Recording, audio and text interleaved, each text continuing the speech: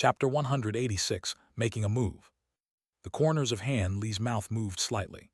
He couldn't help but curse in his heart, but his tightly closed eyes had no choice but to open.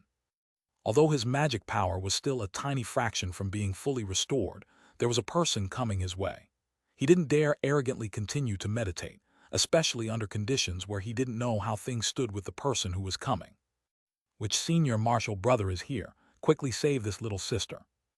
A woman wearing yellow robes came running out from the nearby forest, staggering to the bottom of the tree where Han Li was. She wore an expression of panic and raised her head to the treetop, calling for help. It was as if she had determined that up there was her own knight in shining armor. Not too far behind her, a person's white shadow walked over unhurriedly. Their behavior sharply differed from the woman's terrified appearance, as if they were feeling quite leisurely. Seeing all this, Han Li rolled his eyes. He was very unhappy with this woman's behavior of inviting disaster.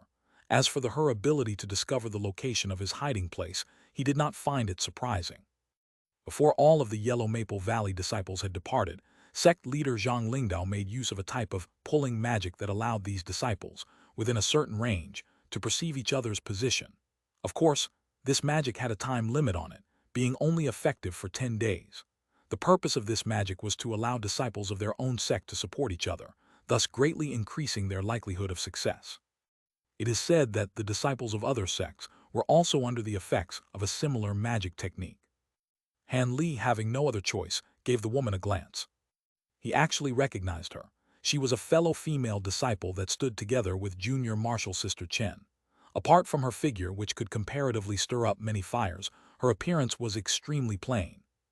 After Han Li had coldly stared at the woman's desperately pleading appearance, he did not carelessly and immediately jump off the tree. Instead, he closely sized up the white shadow following her through a very small gap in the leaves. Regardless of whether he saved the woman or not, Han Li wanted to gauge whether the magic power of the oncoming person was strong or weak before deciding. He did not want to stake his own small life for a woman who was a total stranger. If the white shadow's magic power was average, Han Li would of course make a move and kill them without any respect, thus acting as a hero saving a beauty. However, if their magic power was frighteningly deep, Han Li had to carefully consider whether he would join up with the woman under the tree to escape together, or if he would instantly escape without a trace. However, to prepare for any situation, he still placed his hand on top of his storage pouch, retrieving the golden beetle swarm mother blade, magic tool, and a defensive talisman. In addition, he took the nameless transparent thread and deftly wrapped it around his finger. "Z's, your running looks really ugly. Are all of Yellow Maple Valley's female disciples as useless as you?" The white shadow slowly walked closer, revealing their real face. In fact, it was a woman in her prime, wearing a white, flowing shirt. Her face also had some pleasant features, but her two eyebrows were slightly lifted, and she wore an evil expression. Although she spoke this word to the yellow-robed female under the tree, her eyes with killing intent kept drifting towards the top of the tree. It was evident that she was not as arrogant as she had said about herself. She still had some misgivings towards the hidden Han Li who would not reveal himself. 12th layer cultivation. Having easily seen the opponent's cultivation depth, Han Li's heart let out a breath. However, he still had a few suspicions. The disciple of the same sect under the tree also had a 12th layer cultivation, so how had she been chased to this miserable state? Did the opponent have some particular trick or some kind of strong magic tool? As Han Li was puzzling over this matter, the white-clothed female coldly made a hang noise. Suddenly, her sleeves were flung out, and 2 streaks of white light came flying out, directly rushing towards the yellow-robed female.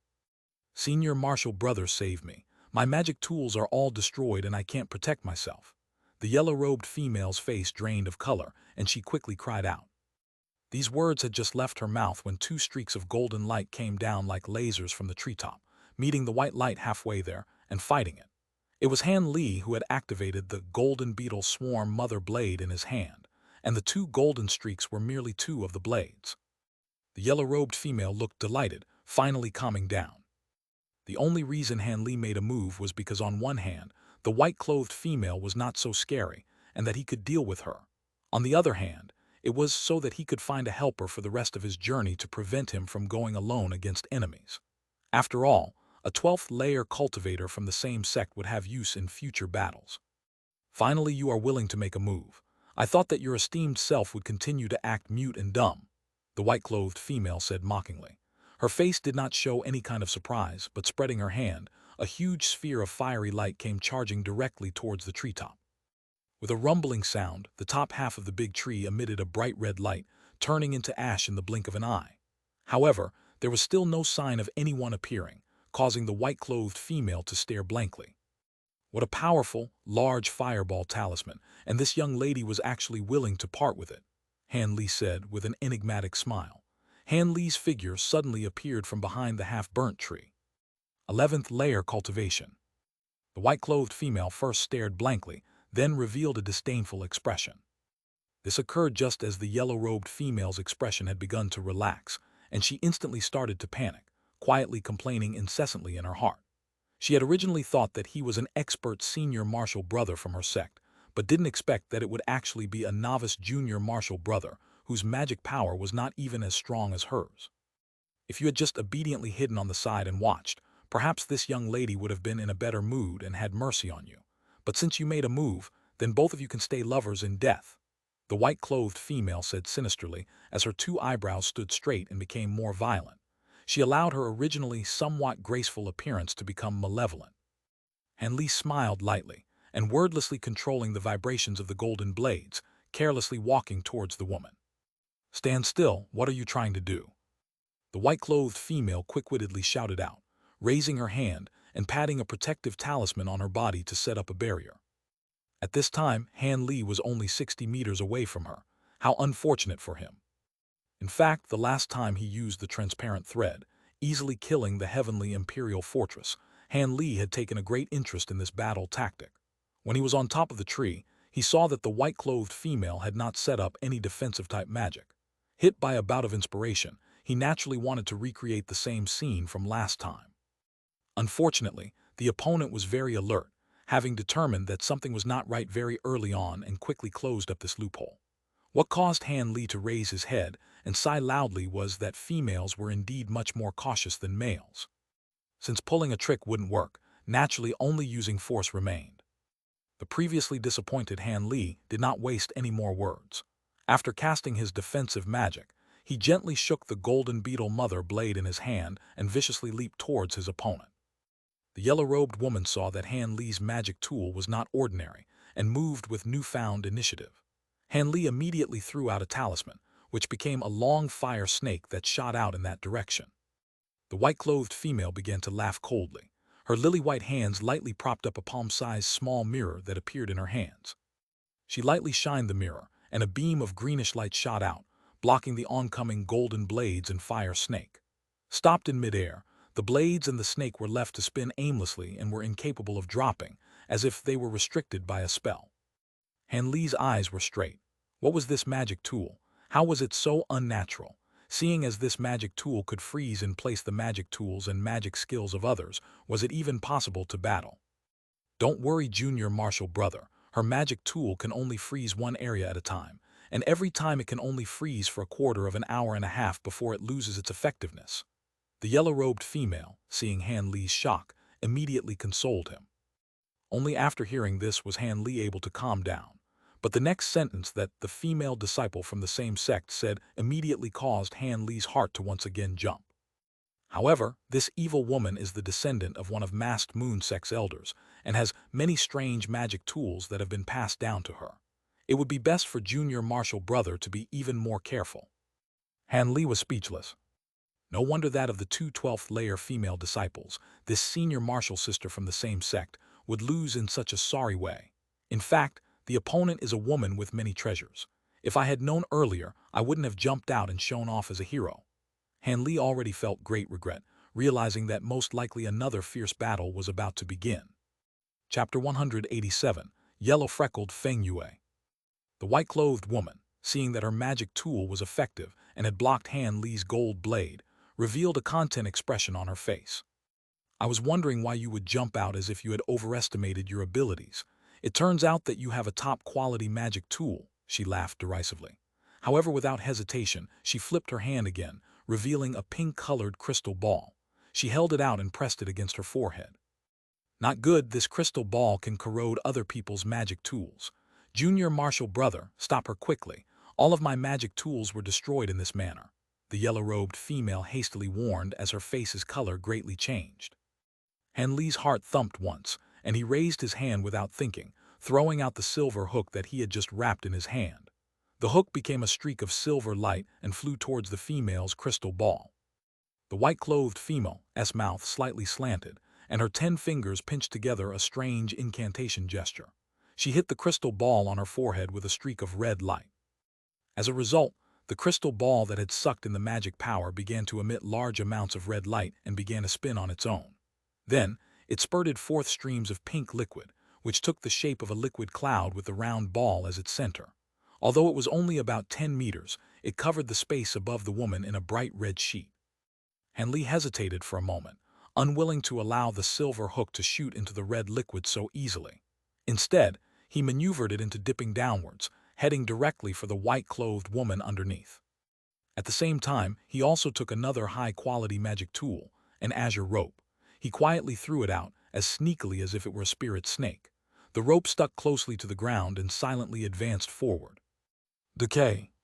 The white-clothed female suddenly pointed the crystal ball, and the cloud of liquid immediately split off a small piece, which flew to the ground. In an instant, it wrapped up the white light passing from below into itself and caused it to decelerate enough to reveal the silver hook's original shape.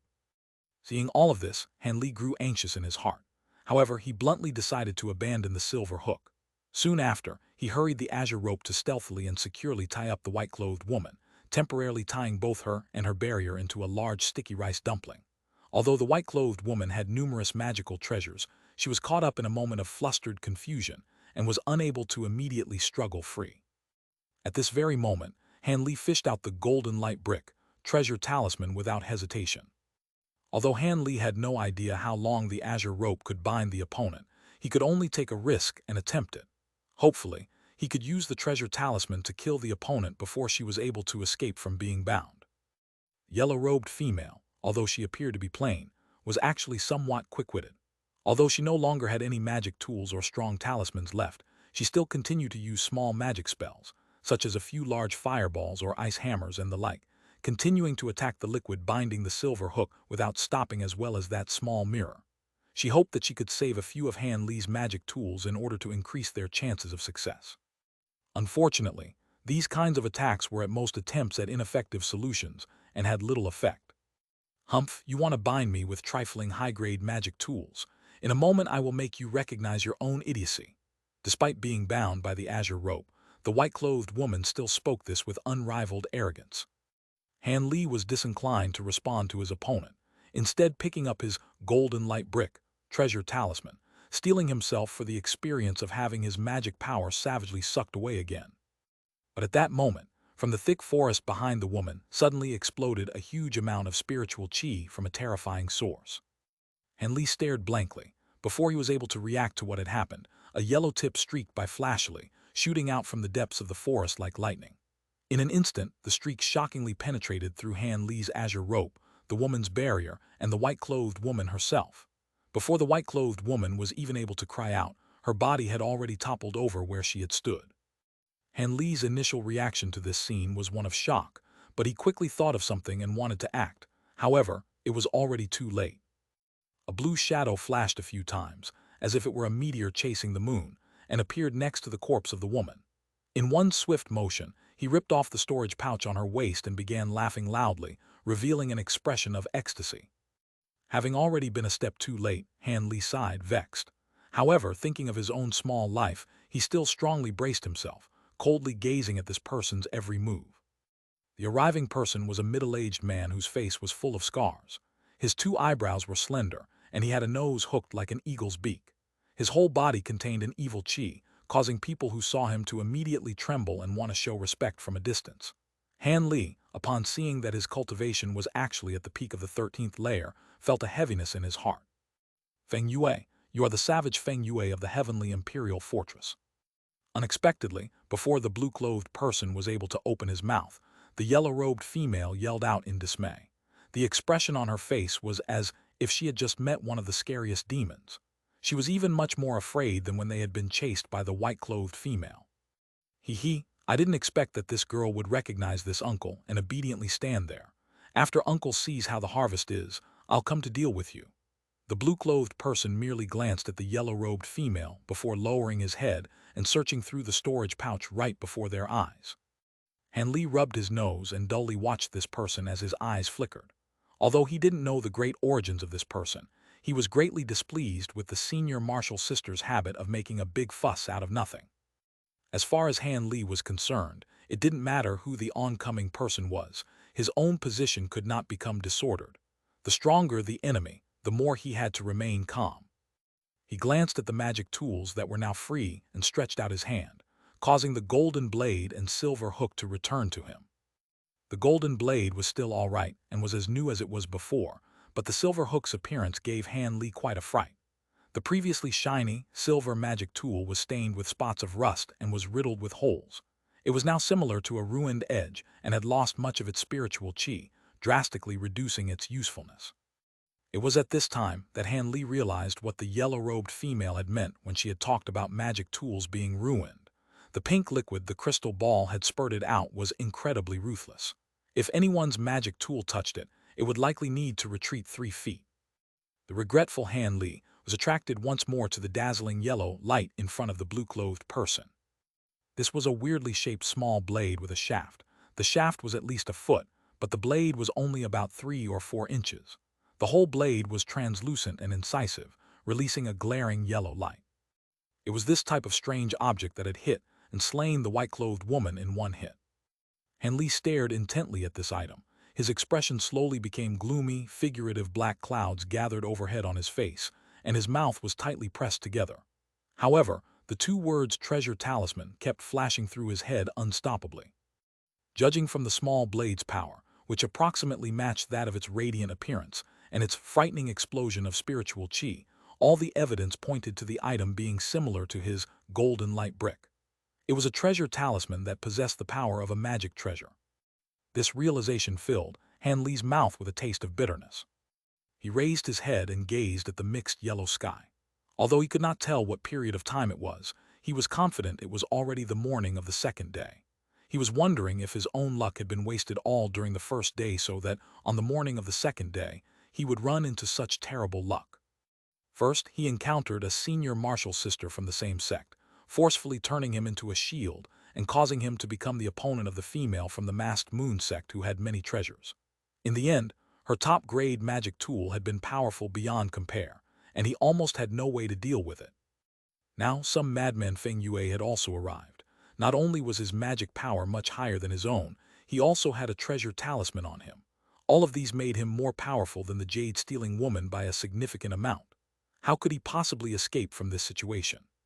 He didn't reckon that this madman would spare the 2 of them merely because of a good mood. It seemed like he could only fight with all his might. As Han Li was thinking this, the opposing Feng Yue had finally finished thoroughly searching the storage pouch. He lifted up his head with an expression of light happiness. It seemed that his harvest was not small. He laughed maliciously and was about to say something to Han Li and the woman, but then he noticed the small mirror and crystal ball that had fallen on the ground. His eyes flashed with greed and he waved his hand, wanting to suck the 2 magic tools into his hand. Unfortunately, before the 2 magic tools had taken flight, a tiny, tiny fireball came flying over from far away and disrupted the movement of retrieving the magic tools. This forced him to back up a step and, in one wave of his hand, release a similar fireball to attack it. This caused Feng Yue's to become extremely angry in his heart, and his face revealed an extremely ferocious look. This fireball had been released by Han Li. After seeing the power of the small mirror and the crystal ball, how could he allow them to land in the opponent's hands? The yellow-robed female, on the other hand, had been frightened by Han Li's movements, almost crying out. Feng Yue slowly turned to look at Han Li. The scars on his face began to move, as if they were individual living earthworms, causing people to tremble with fear. How do you want to die? Is it for me to cut you into pieces, 1 piece at a time, or do you want me to cook you inch by inch with a large fire?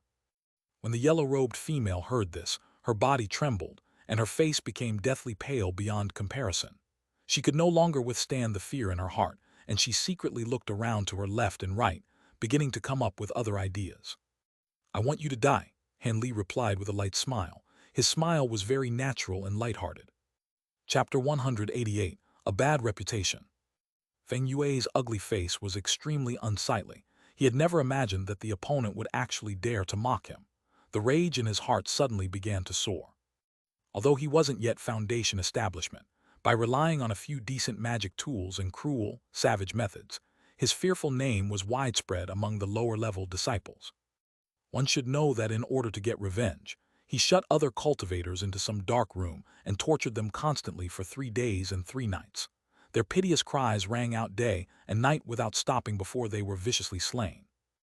Normally, when ordinary disciples heard his name, their faces would become deathly pale, and they would immediately retreat far away. This evil reputation, he should have long been finished off by Foundation establishment experts who found him displeasing to the eye. However, he was also extremely clever. Although he was incomparably savage to lower-layered cultivators, he would flee as soon as he caught wind of someone whose power greatly surpassed his own. He would escape back to the Heavenly Imperial Fortress and hide out. The people in the Heavenly Imperial Fortress, to protect their reputation, naturally would not deliver him up. As such, those pursuing him often would refrain from harming innocents to chase him. They could only stare at him, watching him act freely and leisurely. After waiting for those pursuing him to lose interest, Feng Yue would again arrogantly exit the fort, continuing to cruelly treat other cultivators. After this had happened a few times, those experts could only pinch their noses and were disinterested in involving themselves again. Feng Yue also knew his place and would not attack those from important backgrounds and those intimate to them. Pinch their noses means to ignore it like a stinky smell. As such, Feng Yue's behavior within the 7 great sects became increasingly ferocious and bold, and his evil name spread far and wide. This made his personality even more unrestrained, and he became incredibly conceited, adopting an arrogant and violent attitude. He did not have a shred of respect for any of the low-layered cultivators other than a few disciples from his sect whose reputations were not below his. But today, Han Li, an 11th layer rookie, went so far as to say he wanted to kill him. How could the arrogant and accustomed Feng Yue contain his rage? "You're courting death." The agitated Feng Yue was not willing to allow Han Li to speak for even one more second. He touched the small blade in front of him, and it became a streak of yellow light, flying directly at Han Li's forehead. He had decided to cut off the opponent's head in one move. He believed that, although the opponent had set up a blue, water-based barrier, the barrier would break under one attack of his own treasure talisman, and the person inside it would die. Han Li, of course, would not allow the opponent to do whatever he wanted. He sneakily raised his hand, throwing out a small, black shield that began to expand on its own after leaving his hand.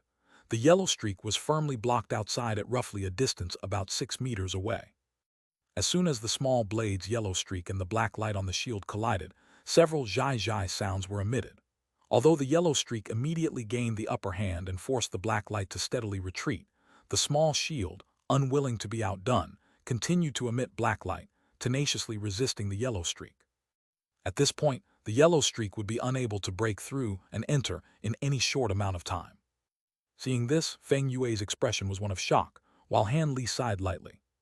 Feng Yue didn't expect that Han Li would have a rare, top-quality defensive magic tool. At the same time, Han Li felt reassured because his previous guess had been correct. His use of the flying dark iron shield to directly counter the opponent's treasure talisman with force had actually been quite risky. If the opponent's treasure talisman was powerful beyond his expectations, then his head would have hit the ground a long time ago. When Han Li and senior marshal brother Lu had battled, the Azure Flood Dragon banner had been able to hold out against his flying gray sword talisman for half a day. Even if Feng Yue's small blade was somewhat stronger, the flying dark iron shield could probably withstand it for at least a short time. It was only because of the above reasoning that Han Li was willing to take this risk. Seeing that he temporarily didn't need to worry, Han Li immediately grabbed the golden light brick talisman in his hand, preparing to activate it and shoot down the opponent in one blow. But before he was able to rotate the spiritual power in his body and begin to cast the talisman, Feng Yue suddenly yelled out, "SL_T, where are you trying to run?" Then his body image flashed. He appeared in a nearby patch of dense forest, blocking someone off. The person who was trying to sneakily run into the dense forest was none other than the yellow-robed woman. It turned out that this woman, seeing that her odds of success were low and recognizing Feng Yue's fearsome reputation, became fearful in her heart. She decided to use the moment while Han Li and Feng Yue were battling to run away, fleeing without a trace. Han Li had long noticed this woman's activity. Although he was somewhat resentful in his heart, he wasn't interested in doing anything about it. Since she seemed to be unable to help if she stayed, if she wanted to leave it was up to her. However, she had first betrayed their agreement of cooperation, so he would not try to prevent her from attempting to flee. On the other hand, he would no longer help her. Whether she survived or perished depended on herself alone. Han Li had coldly decided to ignore this woman, but the fury of Feng Yue was still burning, and he would not be so easily deceived. He had long ago developed a strong hate for both Han Li and the yellow-robed woman because of the words that Han Li had spoken. When he saw this woman trying to flee, he was naturally unwilling to let her go. This was why he suddenly flew to block the yellow-robed woman's path. When Han Li's senior martial sister saw this, she was so frightened that she became like a mortal, turning around and running. All of her magic skills had been forgotten. When Feng Yue saw this, his ugly face throbbed a few times and he slipped away, again standing in front of that woman. He raised his hand without hesitation, causing his large hand to glow with yellow light. He then inserted this hand directly through her chest, protruding out her back. The hand became a bloody hand that dripped with blood. The yellow-robed female's corpse fell to the ground, her eyes opened wide. However, her eyes had lost their vigor. Before she died, perhaps she regretted her rash decision to leave Han Li's side, but there was no medicine for regret that she could eat in this world. Based on the fact that the opponent had no more magic tools or strong talismans left, Feng Yue, having just slaughtered the yellow-robed female at close range, removed his hand and purposefully licked the blood still dripping from his finger. Then, he smiled maliciously at Han Li. When the Han Li hiding inside the shield saw this, his face turned green and he pressed his lips tightly together. Although he didn't yell out, he had definitely been scared out of his wits, Feng Yue delightedly thought. In reality, the reason he had been able to win against his opponents so easily in the past was mostly due to his fearsome reputation. When people who fought against him thought about the fate worse than death that they would suffer at his hands, they would already be fearful even before they fought. Naturally, their fighting abilities would suffer greatly, and losing became inevitable. Today, Feng Yue saw that, although Han Li's cultivation was not very deep, the magic tools he had were quite strong. Thus, he intended to use this kind of scare tactic to weaken Han Li's fighting ability and gain the upper hand. Now, looking at Han Li's expression, it seemed as if his tactics had worked. Feng Yue was secretly happy in his heart, swaying on his feet as if he were showing off. He returned to his original position in front of Han Li. The color of Han Li's face was indeed not pleasant to look at, and the feelings in his heart were also not worth mentioning. However, it wasn't because of the opponent's bloody methods.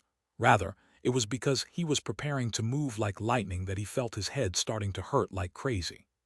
The last time Han Li had used the golden light brick, treasure talisman, he realized that, although its power seemed to be much greater than the flying gray sword talisman, in real battles with other opponents, there were actually a few large drawbacks.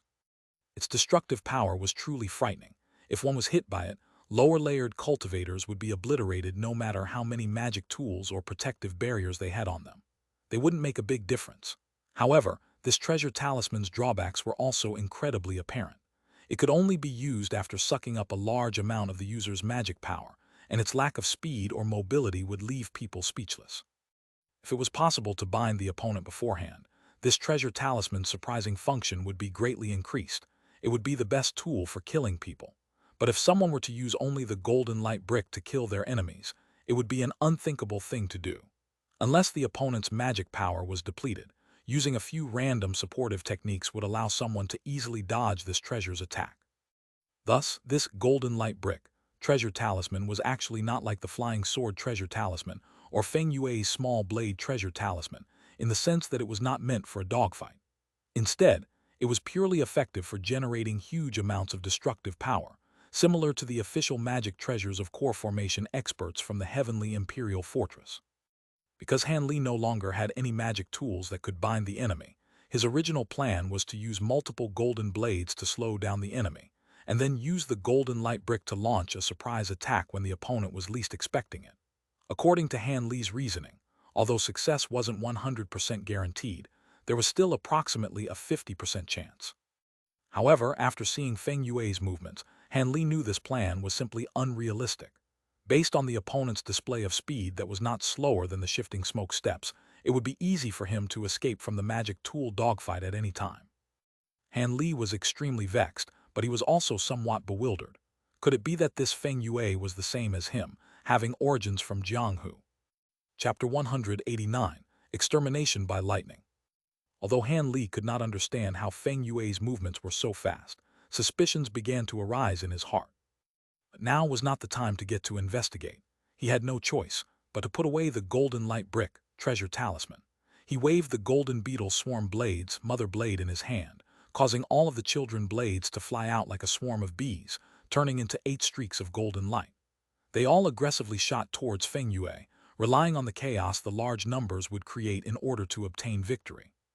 If the opponent was willing to withdraw the yellow streak to protect himself, it would obviously be better. He would be able to force a stalemate for quite some time, but Han Li was not confident in this idea. Based on the opponent having such a widespread reputation, his true strength definitely would not be limited to this. The previous attack seemed to intend to probe him. As expected, when Feng Yue saw Han Li's golden blades flying towards him, he wasn't panicked in the slightest. He laughed coldly a few times, and an item that he had just taken out began to emit light. It was a yellow umbrella-shaped magic tool. Feng Yue didn't actually cause the umbrella to leave his hand. Instead, when he saw the 8 streaks of golden light appear in front of him, he leisurely opened the umbrella. A spherical barrier made of yellow light appeared and immediately covered up all of Feng Yue's body. When the golden blades hit the ball of light, they exploded with strange pi-pi-pa-pa sounds, and all of the golden blades easily rebounded. This was also a high-grade protective magic tool, and judging by its strength, it definitely surpassed that of Han Li's flying dark iron shield. Han Li's facial color changed dramatically, becoming slightly wan. Feng Yue began to laugh crazily and loudly, and his expression was one of delight. This was not surprising. Ever since he had obtained the yellow parasol, he had never been harmed by any low-layer cultivators.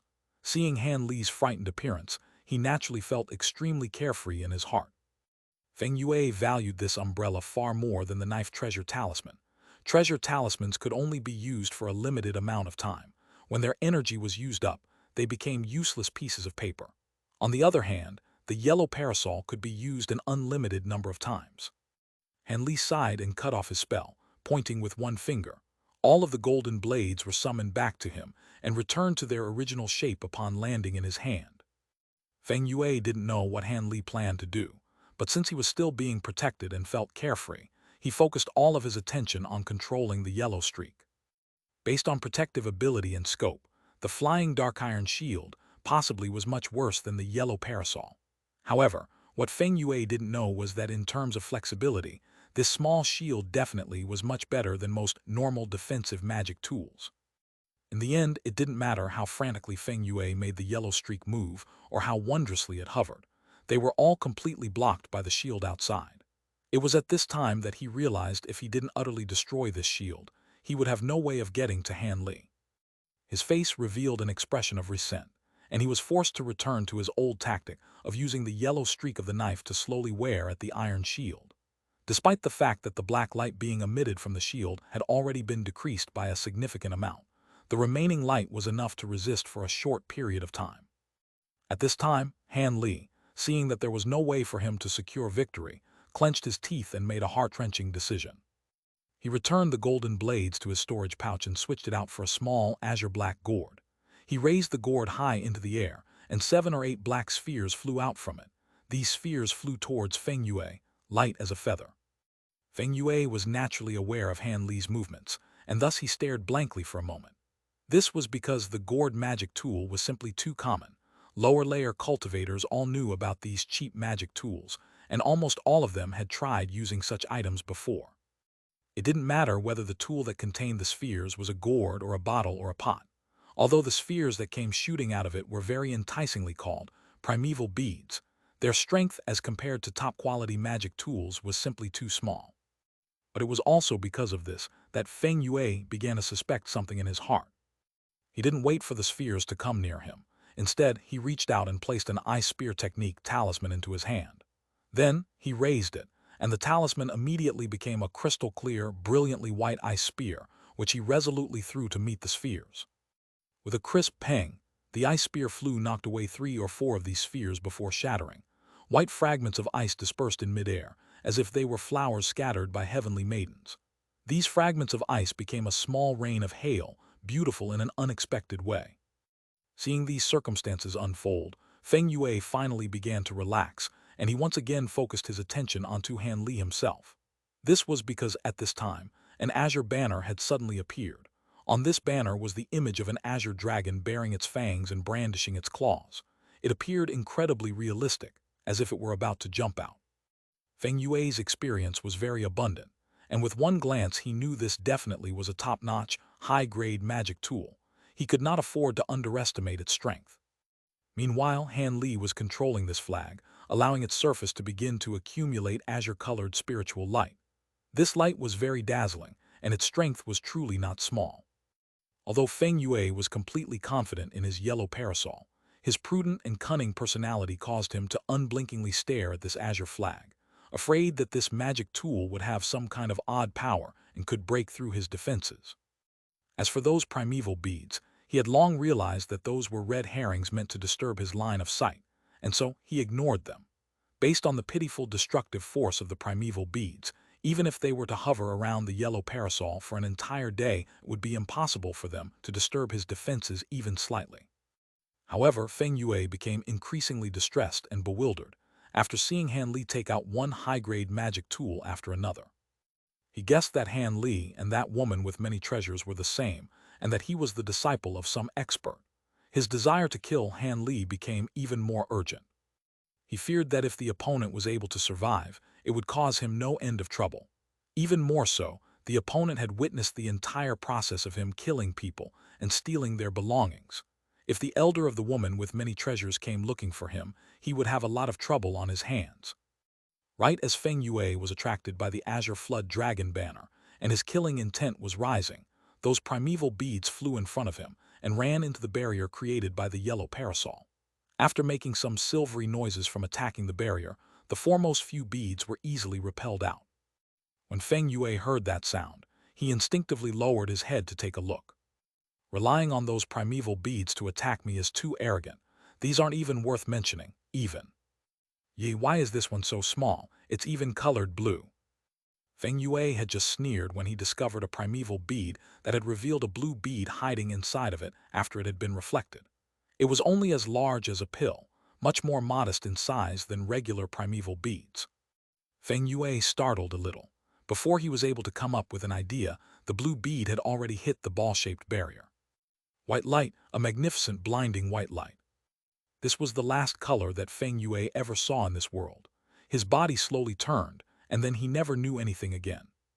In the eyes of Han Li, when the blue bead came into contact with the yellow light, it immediately exploded out with silver light in a sphere a few zhang wide. It noiselessly enveloped the larger half of Feng Yue's body.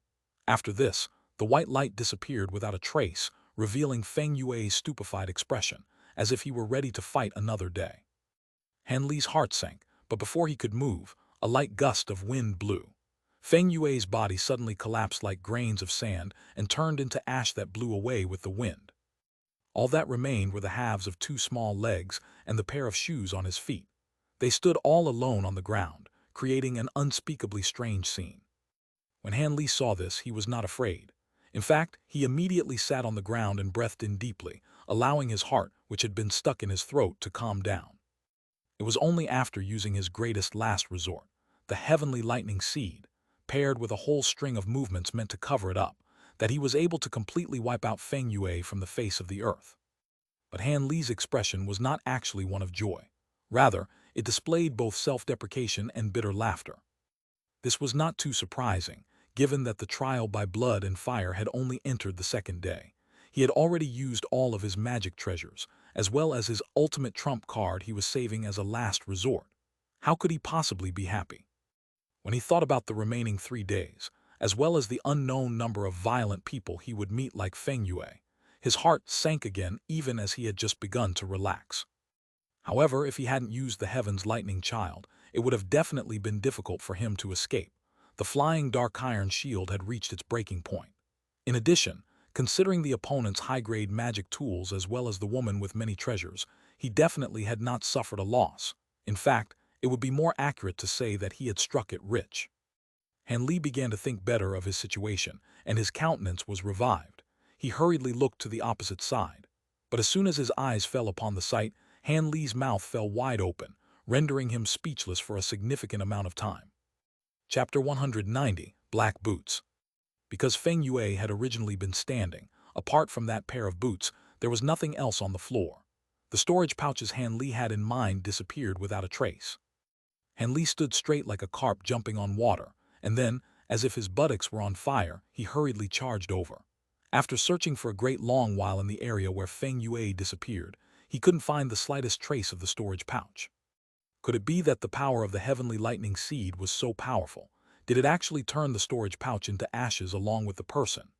After Han Li searched his surroundings with his hands several times, he eventually came to an extremely depressing answer.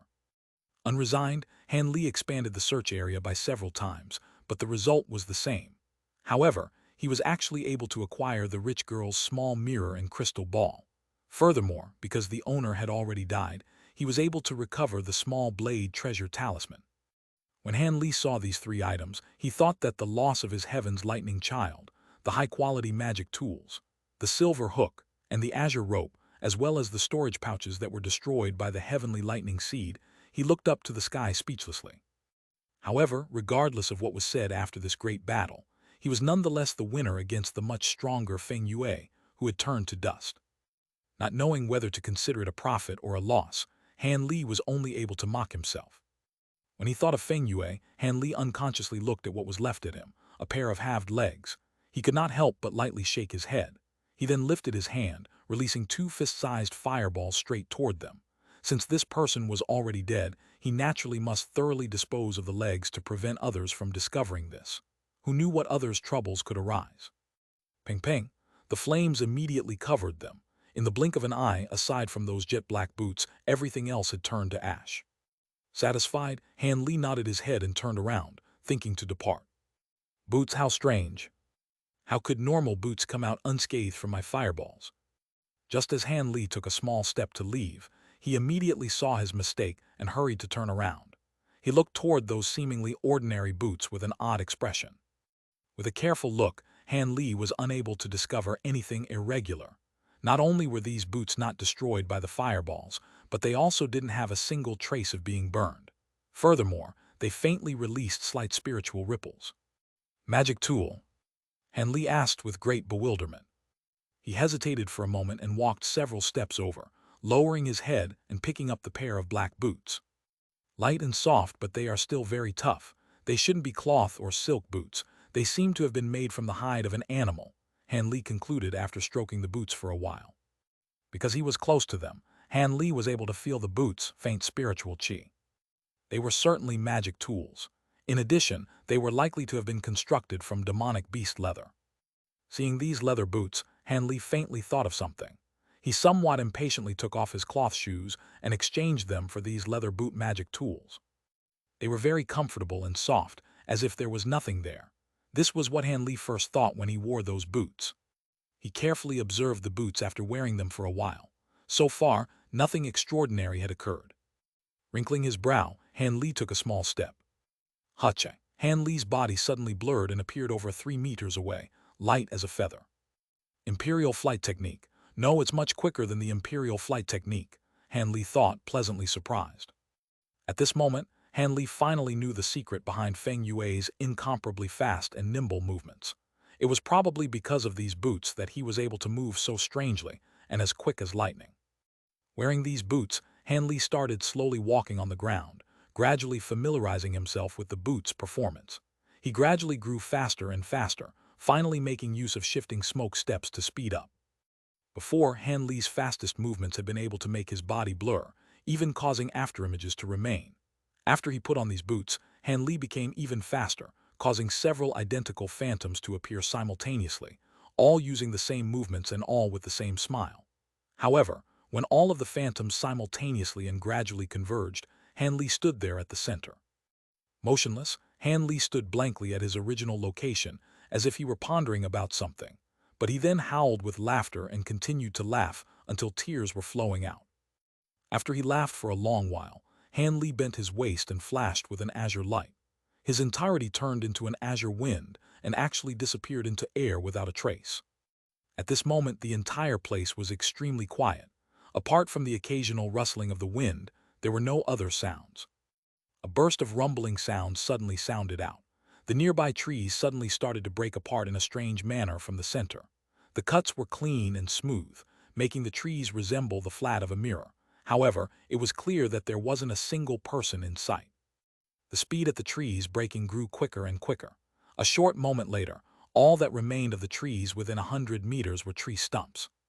At this moment, Han Li, enveloped in a faint azure light, appeared with a brow filled with sweat. However, he was faintly smiling and was unable to conceal the joy on his face. Shifting smoke steps, leather boot magic tools, along with the Imperial flight technique, actually caused Han Li to become so fast that he was able to temporarily break away from the sight of an ordinary person's naked eye, as if he had become invisible, disappearing without a trace. According to Han Li's estimates, even an outstanding cultivator with the aid of the Heaven's Eye technique would only be able to see a faint glimpse of him by exerting all their strength. If they didn't use a defensive magic technique, Han Li would be a great threat. Currently, so long as Han Li concentrated, and a person was within an area of about 10 meters away, even if it was a distance of 100 meters, it would take Han Li at most a single breath to reach them. Naturally, this speed exceeded the limits of the human body. Han Li was only able to maintain the speed for a short amount of time. If he maintained it for too long, his entire body would break down. After all, such high-speed movements were extremely stressful on Han Li's body. However, it was already fast enough for him to kill the opponent several times. Especially if it were a situation where he used the thread magic tool, his power would increase many times over. Han Li lowered his head. With a sigh, he caressed the leather boots on his feet for a long while.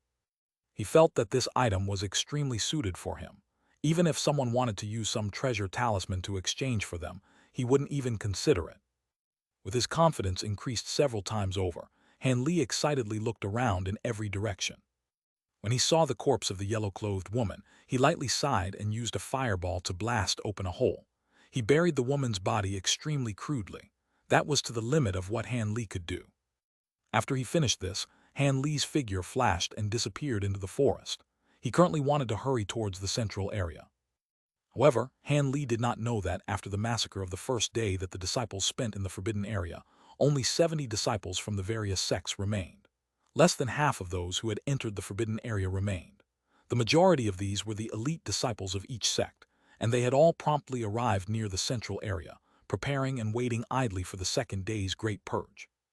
Those they believed to be weak had all been mercilessly eliminated one by one.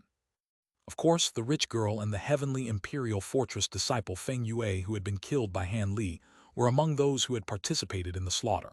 However, they were now dead, naturally disappearing without a trace. Chapter 191, Disloyalty and Solitude.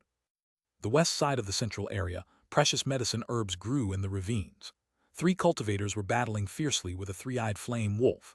A middle-aged man wearing the robes of the giant sword sect controlled a huge azure sword, which blocked most of the flame wolf's attacks.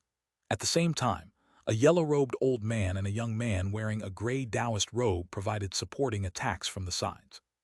In a short time, the disciple from the giant sword sect went all out and beheaded the wolf's body in one fluid swing, getting hit by a huge fireball in the process. Then, he sheathed his giant sword and began to laugh while looking into the sky. Brother Meng's magic power is truly profound, capable of killing even this 3-eyed flame wolf in one slash. You are worthy of being called one of the giant sword sect's rising stars. Upon seeing these circumstances, the yellow-robed old man immediately ran over diligently and began to unceasingly fawn over him. His face bore no traces of flushing. If Han Li was there, he would have recognized this old man as the one who had initially invited him to form an alliance with the weaker members. His name was Xianxia. However, the young disciple from the same sect as him was no longer there. It seemed that when they were being transported, he had strayed off. If it wasn't for Brother Xiang and Taoist priest Li's assistance from the sides, success would not have been so easy. The middle-aged man who wore a black robe and held his sword was actually very modest. Brother Meng, there's no need to be courteous. You were able to get rid of this kind of demonic beast, so you deserve all the credit. There's no room for debate. The other young Taoist priest, although young in age, spoke neither overbearing nor in a servile way. He was clearly an experienced individual. Hearing what was spoken, a trace of a smile appeared on the black-clothed, middle-aged man's face, but he immediately spoke a few more modest sentences. Speaking of which, the other people who are still fighting really are silly. If they knew that the three of us could actually work together to defeat these demonic beasts and collect medicinal ingredients despite being from different sects, it's possible that they would be so shocked their jaws would fall off. The black-clothed man spoke, suddenly changing the subject. Of course, this all came about because of Brother Xiang. If it wasn't for Brother Xiang making everything thoroughly clear, perhaps Brother Meng and I would probably still be fighting to the death. The Taoist priest nodded his head as he spoke. You praise me too highly. You are both extremely smart people. All I did was speak the truth. Nobody needs to waste their lives trying to retrieve items that could never end up in the hands of people like us. How great is it that everyone ignores the precious medicinal ingredients outside of the central area because they're too busy killing each other. In addition, if we all work together, dealing with these demonic beasts is a piece of cake. Xianxia giggled happily, glibly and repeatedly declining politely. Hearing this, the other two people began another frenzied round of flattery. Okay, we should quickly move and pick the fire dragon grass. Everybody gets an equally large portion. It was the black-clothed man who first ran out of patience and spoke. His voice revealed a hint of urgency, and after saying this he began to walk towards a few clumps of red grass behind the body of the flame wolf. Hearing this, Xianxia and the Taoist priest smiled at each other with hidden meanings in their eyes. Then they walked towards him, their mouths full of words of agreement. The two of them hadn't realized, however, that the black-clothed man with his back facing towards them suddenly revealed a trace of a dark and strict expression. However, it quickly disappeared. South of the central area, in a small area covered with yellow sand, a male and a female disciple from the masked moon sect were using ice awls to continuously puncture the desert ground as if they were looking for something. However, after half a day, they still had not obtained anything. This SL_T, where exactly did she hide? After finding her, I will definitely claw out her eyes. The female disciple appeared to be incredibly enchanting, as beautiful as a flower, but as soon as she opened her mouth, she became sinister and vicious to the extreme. If men heard her speaking in this way, they would shiver. Junior Marshal Sister, let's just let it go. The time that the sect arranged is about to pass. If we don't leave now, we'll be late, the male disciple weakly said. It seemed as if he was very scared of this Junior Marshal Sister. Humph, it's the fault of a worthless piece of trash like you. You couldn't even keep track of a 10th-layer cultivator girl. She actually slipped away from right underneath our noses. If this spreads, people will make laughingstocks out of me and my sister, the masked moon sect's twin beauties. But words were just words in the end. The female disciple glanced at the brightness of the sky and did not dare to continue to search. She didn't want to interfere with the major plans of her sect. Even if her status was special and she had a strong backer, they were all relatively unimportant. On the other hand, she was also unwilling to leave this place with her tail between her legs. After hesitating many times, she gritted her teeth and pulled out a blue talisman. Looking at this talisman, she laughed evilly and abruptly tossed the talisman behind her. Then she quickly ran out from that area until she was about 100 meters away before stopping and turning around to watch from there.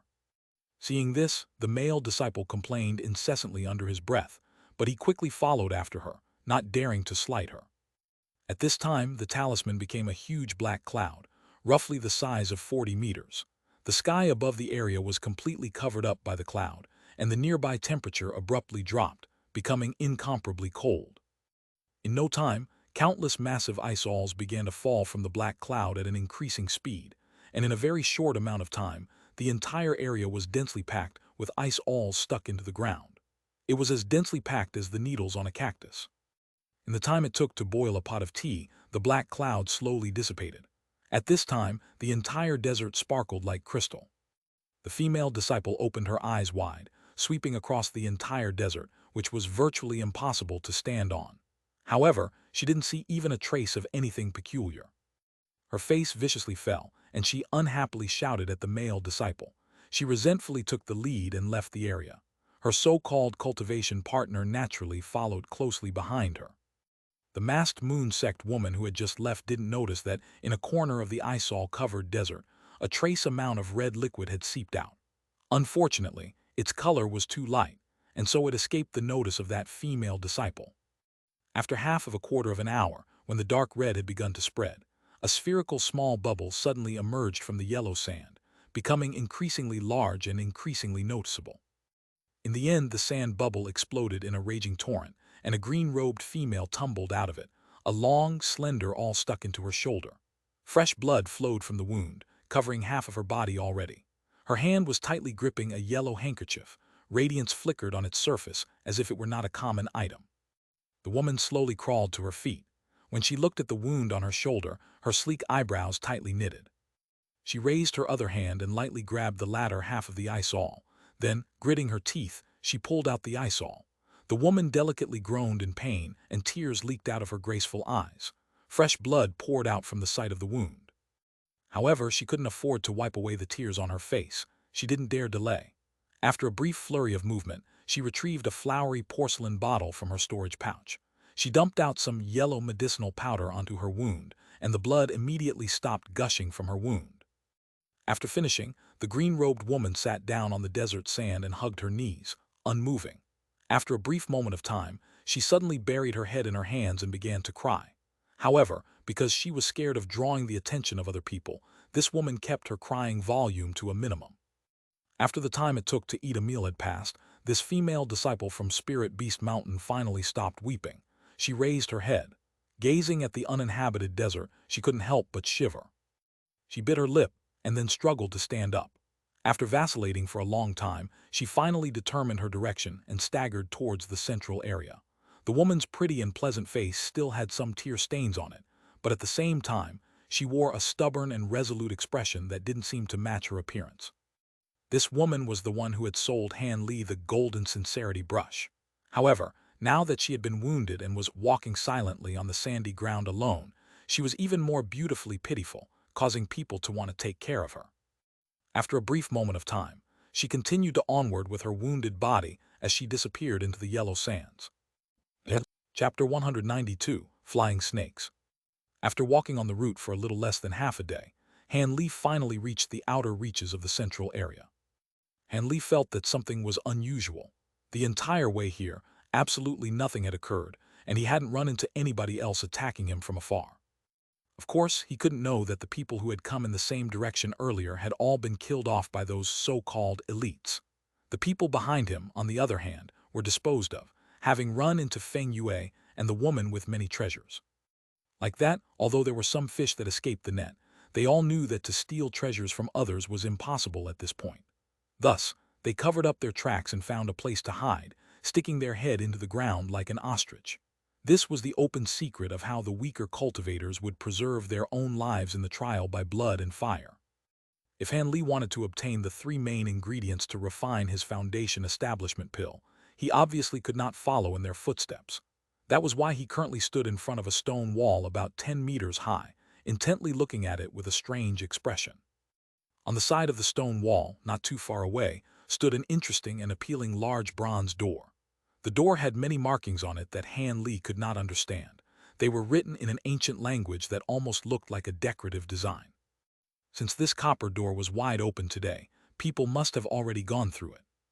According to the information that Han Li knew, there should have been 4 kinds of these copper doors, each one in each of the cardinal directions. They were the only entrances into the central area. The areas not including the doors were surrounded by a stone wall that didn't seem to be too high.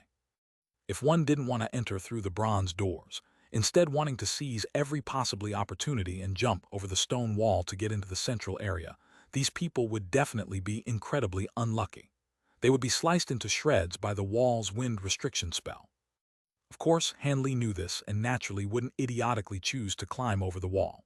The only reason he was closely watching the wall's movements was entirely because this section of the wall was truly somewhat different from the others. Its surface contained an extra thing that other normal walls did not have. On top of this wall stood 3 people wearing different clothing.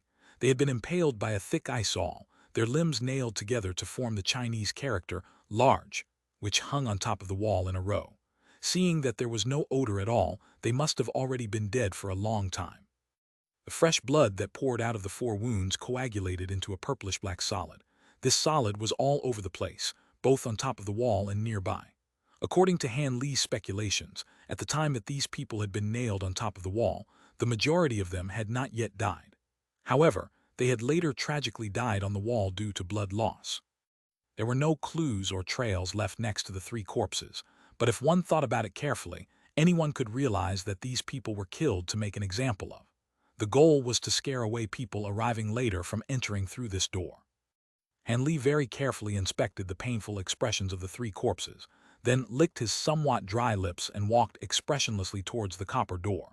It was as if the miserable fates of those three people had not affected him that much. In reality, however, Han Li knew his own feelings quite well. The previous scene had really left him apprehensive. It was apparent from the way those three people died that their killer most likely was someone whose heart was twisted. If he were to fall into that person's hands, he would be a bit more fortunate if he hurried to kill himself. However, Han Li had already come here. Naturally, he wouldn't flee from here simply because of a little fear. Today, in front of him were the true extreme dangers. He would have to summon up his own courage and barge in this time. Like this, Han Li walked through the door, carrying a stomach full of uneasiness. However, he maintained his composure on the surface, as leisurely if he were strolling around in his home's backyard. He had just entered when he was greeted by the scene of a paradise of fragrant flowers and birdsong. All kinds of odd flowers and grasses, as well as many strange trees with unknown names, were strikingly everywhere. Silver chrysanthemums as wide as bowls, blood-red strange trees, purple grass releasing a strange smell, yellow bamboo as thick as a person, etc. These were all rare items that were very difficult to even see in the outside world. In the midst of these precious plants actually was a serpentine path made of crushed rocks. This path extended from where Han Li was standing to a faraway place, obscured by all of the vegetation. From a brief glance, it seemed as if there was no end to this path. Seeing this surprising scene, Han Li briefly stared blankly, but he immediately subconsciously took a deep breath. What dense spiritual qi! The dense, heavy, and mixed smell of plants contained a spiritual qi that just soaked into a person's lungs, causing Han Li's spirits to rise. This kind of paradise, no wonder it could bring forth all the spiritual medicines that exist. Han Li was deeply moved. Boy, have you gawked enough. Who is it? Sounding like a broken gong, a noise suddenly came over, causing Han Li's heart to shiver with fear. He couldn't help but cry out. He, since you've seen it already, you can die in peace. This person completely ignored Han Li's inquiry, instead talking out to himself out loud. At the same time, two green shadows slyly streaked out from a flower patch on the side, silently charging towards Han Li's back. Although his back was facing these green shadows, they were not concealed from Han Li's spiritual sense, who was already on guard. His expression grew grim. His upper body had not moved at all, but his body had already automatically shifted laterally a few feet, causing these two green streaks to pass by him both in front and behind him. In the middle of the chaos, Han Li glanced at the green shadows. They were straight, thin, and long like chopsticks, and their entire bodies were green and had some faint black characters on them. Their appearances were truly somewhat strange. However, in the chaos, Han Li had no time to look closely at them. Even though he had easily neutralized the opponent's attack, his expression was still solemn, and he didn't dare to be careless. The miserable appearance of the three people outside the door was still vivid in his mind. He did not want to end up with a fate similar to theirs. Thus, the cloudy-faced Han Li's eyes began sweeping in all directions, flickering without stopping, in order to find the hiding enemies. However, at this time, a strange whistle suddenly came out of that person's mouth. Hearing it would make one's heart extremely uncomfortable. When Han Li heard it, he briefly froze. Just as he was trying to figure out what the opponent's intentions were, his facial color changed drastically, and he flew backwards at an almost inconceivable rate. This time, Han Li flew at least 10 meters away before stopping. What caused Han Li to move in such a manner had actually been those green streaks that had only narrowly missed him. Because they weren't very far in front of Han Li, they suddenly began to twist around, at the same time unfolding a pair of pale green, translucent wings. They were actually two flying snakes with wings. When they had attacked Han Li, their bodies were always stretched tightly, causing Han Li to mistakenly believe that they were inanimate objects. With a gentle flap of their wings, their bodies rapidly turned around 180 degrees as quickly as lightning. In fact, they were not slower than Han Li, who had used the shifting smoke steps. How could this not make Han Li incredibly cautious? These two flying snakes reared their heads, and 4 small green eyes released an ice-cold chilliness. They were baring their fangs at Han Li, about to take another attacking stance against him. Boy, you run pretty quickly. But even if you were quicker, could you be quicker than these 2 jungle mountain flying snakes? It would be better if you obediently allowed my lovely snakes to bite you once, and you would feel no more pain. The person with the rough throat was somewhat astonished by Han Li's movement speed, but he clearly had more faith in his flying snakes, which was why he mockingly said what was spoken above. Rubbish. Han Li cursed in his heart, but he didn't actually speak those words out loud. It wasn't because of fear of the opponent that he didn't speak, but rather, those 2 strange snakes had already become 2 streaks of green, charging forwards in a blur. Halfway there, they suddenly split into 2 and wordlessly agreed to slash out in arcs, flanking from both his left and his right. Seeing this, Han Li naturally could not afford to talk back apart from quietly cursing in his heart for a few moments. His body nevertheless could not be much slower than the green streaks as he shot backwards. In the blink of an eye, he and the green streaks had flown in many circles in this small area, as if he was unwilling to stop his feet for even a moment. At this point in time, he completely relied on the spiritual boots on his feet to run, but he didn't use the shifting smoke steps or the imperial flight technique. It wasn't that Han Li was being negligent and purposefully looking down on his opponent. Rather, after encountering 2 fierce battles in a row, and adding on the fact that he had just reached his limit when practicing with these boots, his energy had not completely recovered. Thus, if he had not reached a life or death crisis, Han Li was unwilling to use the energy-squandering shifting smoke steps. As for the imperial flight technique, it was the same principle. Having already obtained good fortune in getting the spiritual boots, adding on the speed boost of the imperial flight technique would cause the burden on Han Li's body to be too great and would not aid the recovery of his energy. Of course, Han Li would also not allow the 2 flying snakes to chase after him to no end.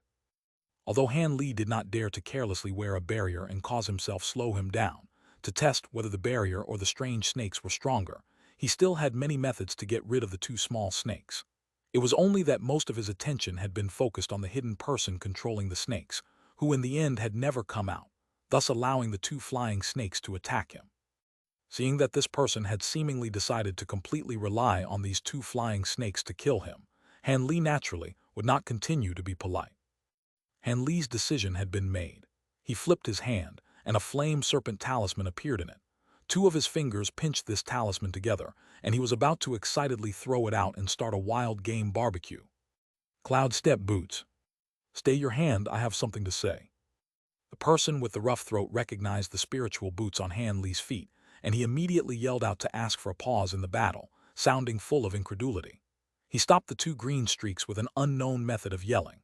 The 2 snakes paused in midair and flew backwards along the original route, slipping into the vegetation and disappearing without a trace.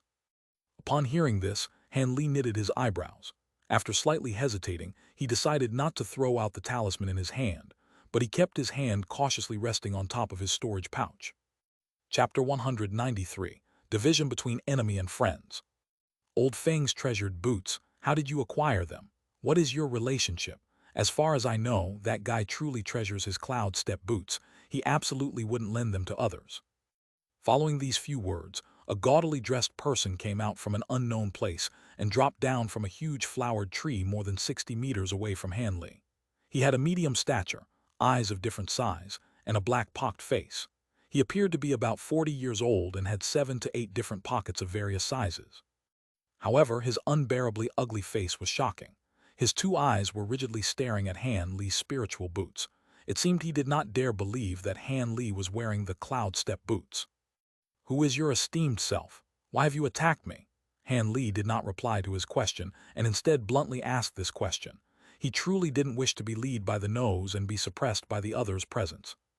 When the ugly man heard this, he was surprised but immediately grew angry, his ugly face turning vicious. He raised his hand, wanting to immediately teach this brat before him a lesson in appreciating the kindness of others. However, he soon thought of something and immediately restrained his wrath with great effort, lowering his hand. He still very fiercely said, "Boy, don't believe that just because you wear old Feng's spiritual boots, I won't dare to teach you a lesson.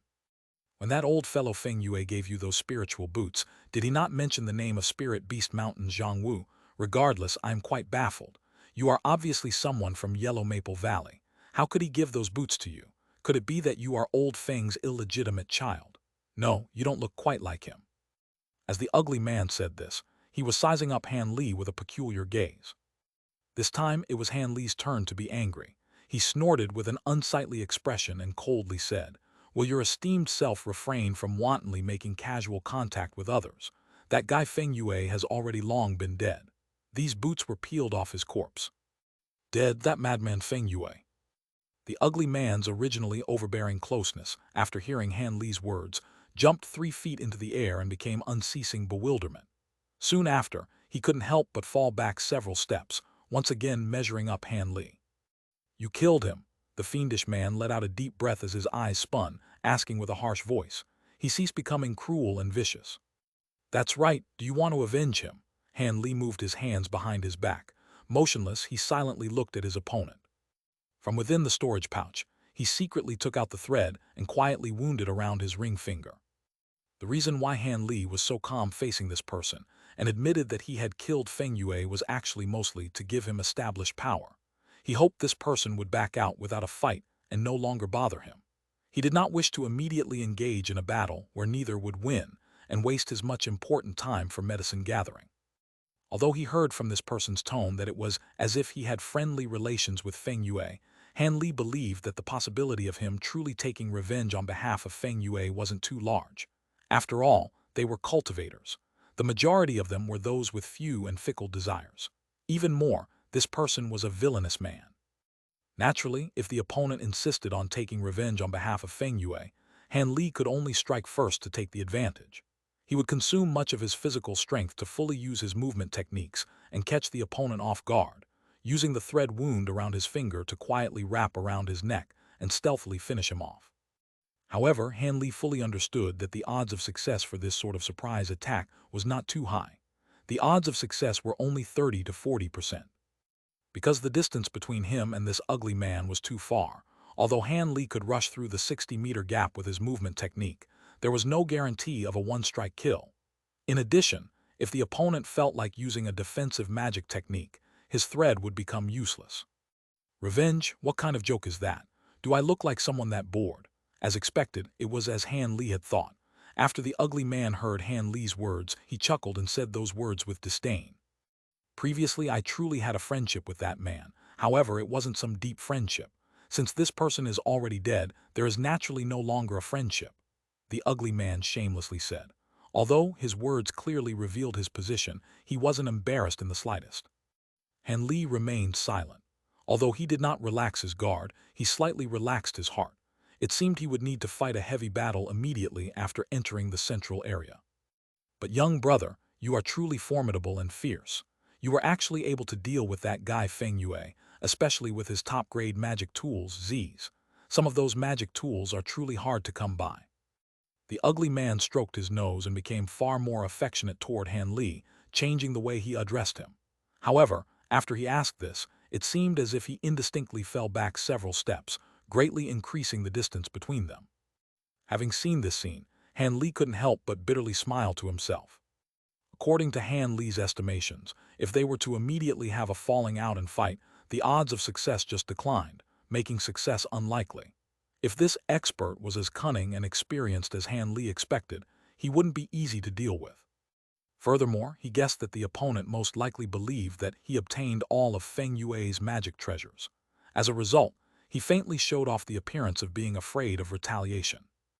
After he became aware of this, Han Li smiled but did not speak.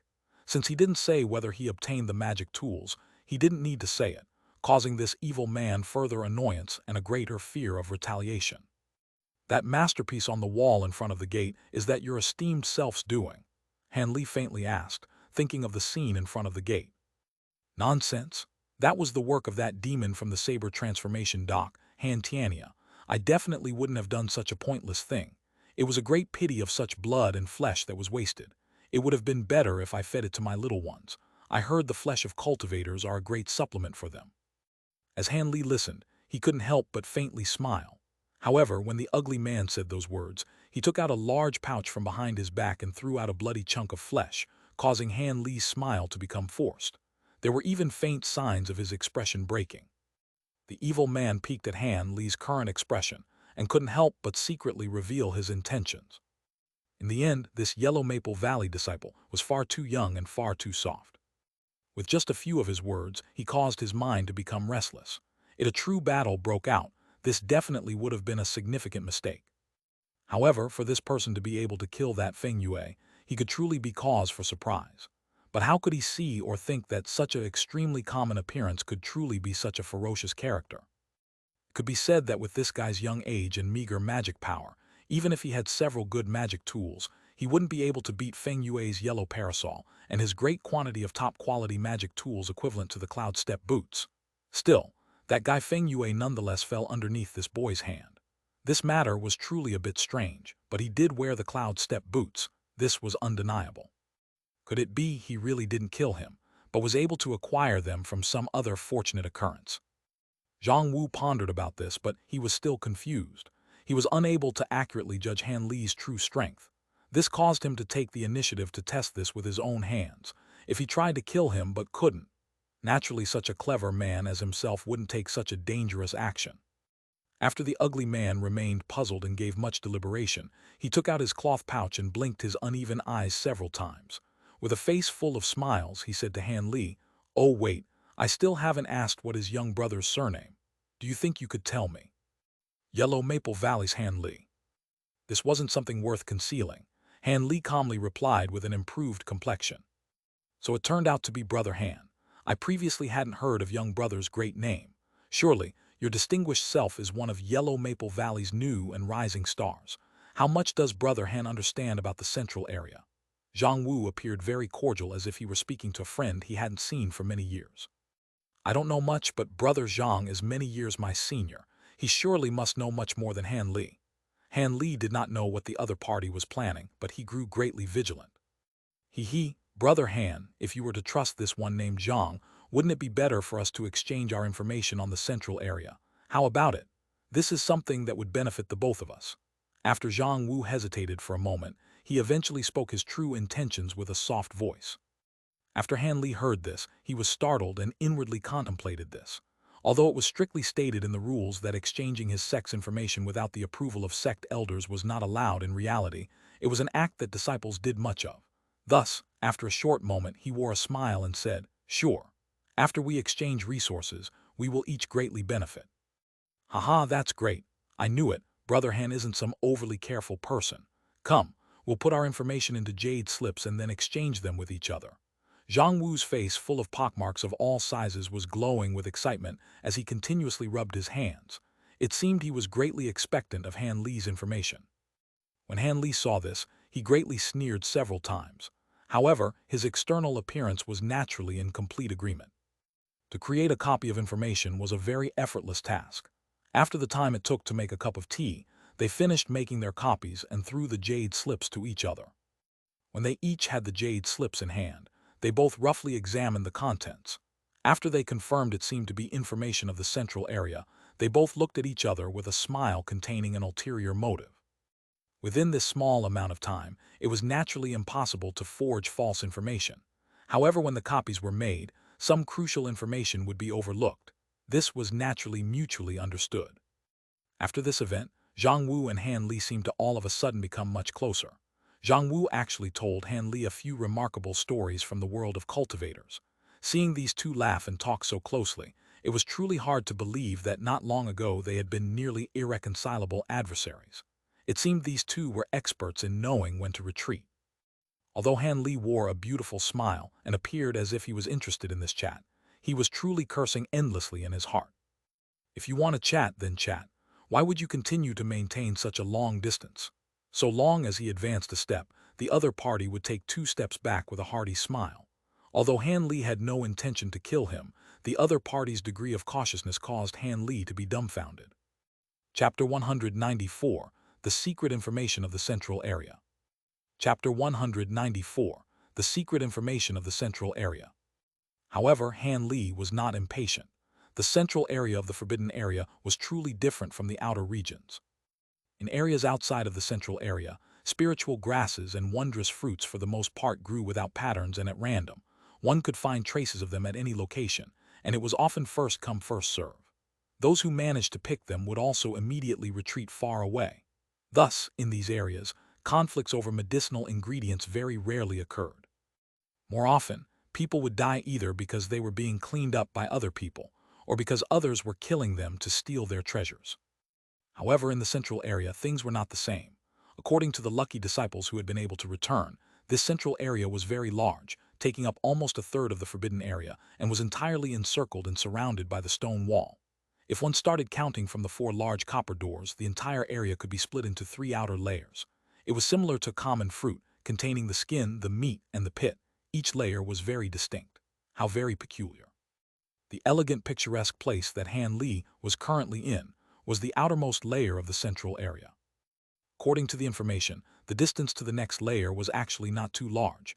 It should only be half a kilometer. Inside this layer, the plants and flowers were all incredibly rare and scarcely seen, not easily found elsewhere in this world. However, very few of these could be used to create spiritual medicines for them to be of any practical use to cultivators. Everybody could only admire and fiddle around with them. Many people from the 7 great sects reasoned that this layer was purposefully arranged in this way by the master of the forbidden area, intending to turn this layer into a flower garden of sorts. The extremely eye-catching and contested plants were originally used by the owner of the forbidden areas to relax and enjoy.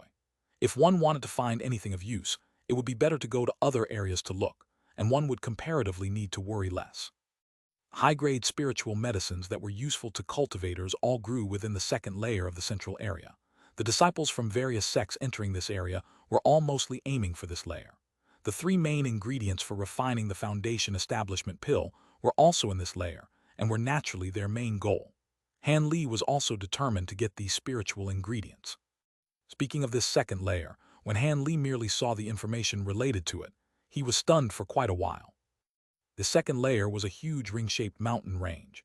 The entire year, it was completely sealed off by fog so dense that one couldn't see their hand in front of their face.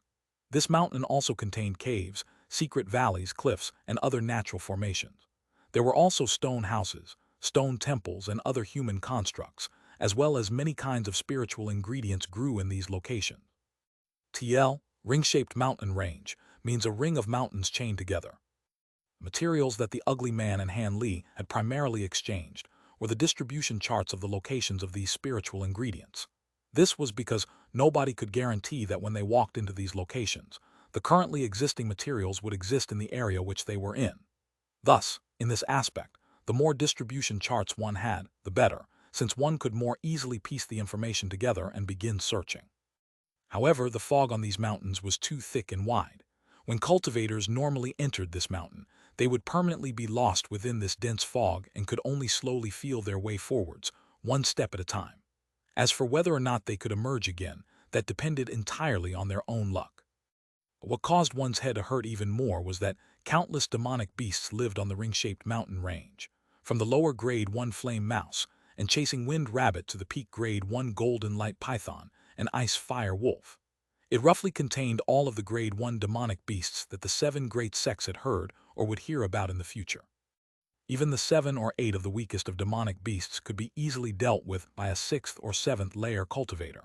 However, if the elite disciples from the 7 great sects were to meet peak-level beasts, their only option was to escape as quickly as possible. Luckily, the last kind of demonic beast was very rare in these mountains, and most of them had become guardians of some spiritual ingredients. It would be unlikely to come across them. Thus, the majority of the more vicious demonic beasts were of upper grade 1. However, they could be easily dealt with under the cooperation of many of the elite disciples. Of course, if one were to run into them alone, a bloody battle would be inevitable. Regardless of whether it was the dense fog on top of the mountain or the demonic beasts that occupied the mountain, if they were to encounter one of these alone, these proud and arrogant elite disciples might reluctantly try to take a risk and enter to pick spiritual ingredients. However, if 2 of them encountered each other, they would have no choice but to look at each other in dismay. Going up and down the mountain under these circumstances was definitely a one-way trip. Thus, the first few groups of disciples that had ever entered the forbidden area only picked some normal spiritual ingredients outside the central area before considering it done. They had never entered the ring-shaped mountains before. However, a few excursions later, a cultivator from the masked moon sect had racked his brains and to find a magic treasure called precious moon sun pearl. This object actually could not attack enemies or protect oneself. Its only use was to emit a strange light that could pierce through many kinds of dense fog or poisonous miasma. It was specially created for use in the forbidden area. As expected, the masked moon sect disciples that obtained this treasure were able to shine very brightly in the next opening of the forbidden area. With their backs faced against the other sects, and after getting rid of most of the dense fog, they began to reap the rewards of the ring-shaped mountains. Relying on that time's harvest, they produced large quantities of foundation establishment pills. Then, they broadly recruited other disciples, and their sect's strength increased greatly. From then on, the masked moon sect was established as the state of UA's top cultivator sect. However, as the saying goes, there wasn't a wall in this world that didn't let wind through. News of the masked moon sect's use of the precious moon sun pearl to harvest a great amount of spiritual ingredients still spread. Not long after, the other 6 sects came looking for them, unwilling to let them keep their profit to themselves. There isn't a wall in this world that doesn't let wind through, means that there is no such thing as an absolute secret. The masked moon sect, unwilling to anger everyone yet also unwilling to give up their precious pearl like this, finally gave it up after bargaining with the other 6 sects. Ever since, this became the common item of the 7 great sects. The 7 great sects would take turns wielding this treasure. After every trip to the forbidden area, the sect holding the precious pearl would have to hand it over to another sect for preservation.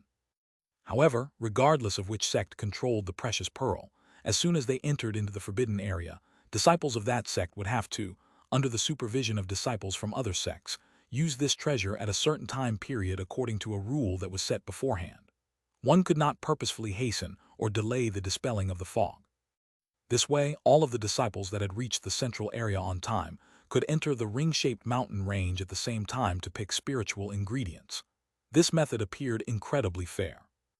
This kind of agreement made it seem as if the masked moon sect had suffered heavy losses, since they had no choice but to give up their dream of claiming the spiritual ingredients in the forbidden area for themselves.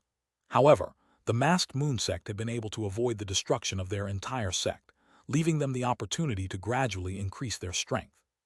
As of current, the masked moon sect was the most outstanding one of the 7 great sects, and its strength could be said to be bottomless. If the various sects did not join together, it would be impossible to defeat them. This was also the reason why Han Li was not impatient and couldn't calmly lie to the ugly man. This time, the 7 great sects had already arranged the time for the clearing of the dense fog before entering. It would be on the morning of the 3rd day.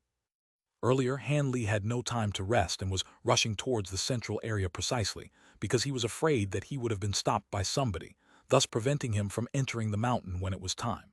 Now, since he had already entered the central area, there was no need to be anxious anymore. If he were to rush to the 2nd layer now, he would only be there to stare at the dense fog. As for the 3rd layer within the center of the forbidden area, it was even more mysterious. As long as one stood at the peak of the ring-shaped mountains, anyone could clearly see that within the vast area contained by the 2nd layer, there was a huge, soaring pagoda roughly 300 meters tall erected in the central area. Surrounding the pagoda was a dense, green forest, causing the water flow to be obscure around the pagoda. This place was the supposed 3rd layer, and was also the centermost part of the forbidden area. When the elders from the 7 great sects heard the descriptions given by their own disciples, they immediately knew that it was the dwelling of the owner of the forbidden area. They truly coveted the items inside of this pagoda.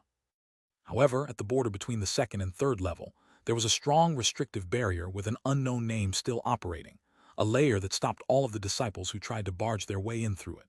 This restrictive barrier was not one that could be broken by a chi condensation cultivator, and even foundation establishment cultivators, and above also had no way of entering that section of the forbidden area. Thus, the items contained in this pagoda were still a complete mystery. Han Li had no interest in the huge pagoda in the 3rd layer.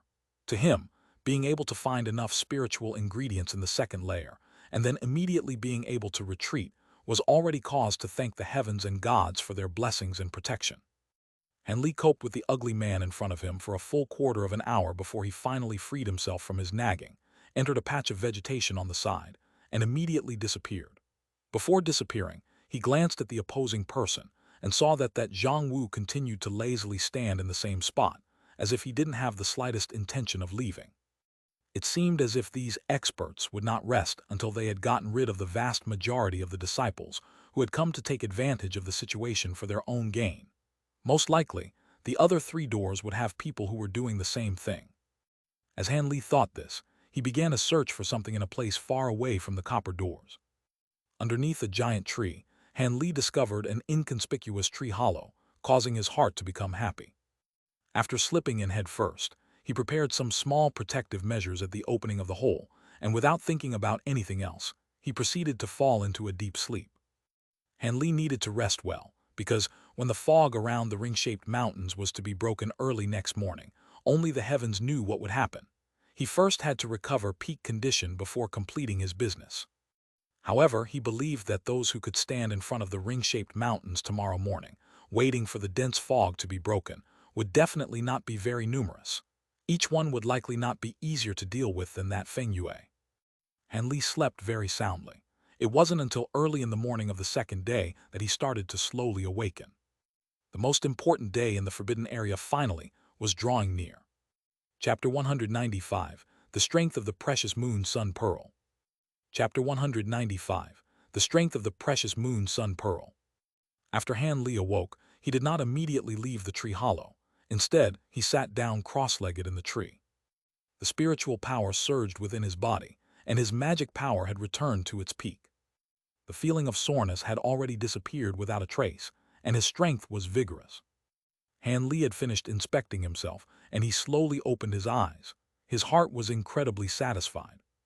This was when he stood up and inspected the talismans and magic tools in his storage pouch, finishing up his last-minute preparations. Han Li preciously did not have the time to carefully look through the few storage pouches he previously took from the fully bearded man and his associate. Now, he would naturally search through them once to see if there were any usable magic tools. Truthfully, regardless of whether it was the storage pouches of the fully bearded man and his partner or the storage pouches that they had taken from others, the magic tools in the pouches were numerous, but their quality was incredibly low. After seeing this, Han Li was at a loss for words. Combined, the 5 storage pouches contained 23 magic tools, 5 low-grade ones, 7 mid-grade ones, and 11 high-grade ones. One of the storage pouches actually only contained 2 low-grade magic tools and 2 mid-grade ones. There were no high-grade magic tools at all. This discovery caused Han Li to be stunned for a long time, causing him to sigh with sorrow. The net worth of normal disciples and elite disciples were really as different as the heavens and the earth. This pile of storage pouches did not contain a single top-grade magic tool. No wonder when Han Li had bound the fully bearded man with his earth prison technique, he seemed to have no method to escape. He could only watch as he was crushed to death by the golden light brick. When Han Li thought about the number of top-grade magic tools that the woman with many treasures and Feng Yue had, he felt incredibly helpless towards the poverty of regular disciples. No wonder when other people saw his weak cultivation base, they would subconsciously think that his strength was feeble and could be easily bullied. No one would consider the question of what strong magic tools he might have. Now, Han Li could finally understand why so many disciples had been so excited when they had found out that the Yellow Maple Valley's meeting hall was handing out high-grade magic tools. It seemed like the Yellow Maple Valley that he was part of treated these average disciples pretty well. They were actually willing to use several scores of high-grade magic tools to encourage their morale. In reality, Han Li had guessed incorrectly concerning this matter. Even if the various sects sent out their elite disciples to the Forbidden Area, they very rarely owned any top-grade magic tools. People like the woman with many treasures, who had top-grade magic weapons from head to toe, were very few in number even among the elite disciples. In addition, most of them came from influential backgrounds. Regular elite disciples would fall short even in flattery. In this way, Han Li, who had 3 or 4 top-grade magic tools on him, could already cause these so-called elite disciples to drool.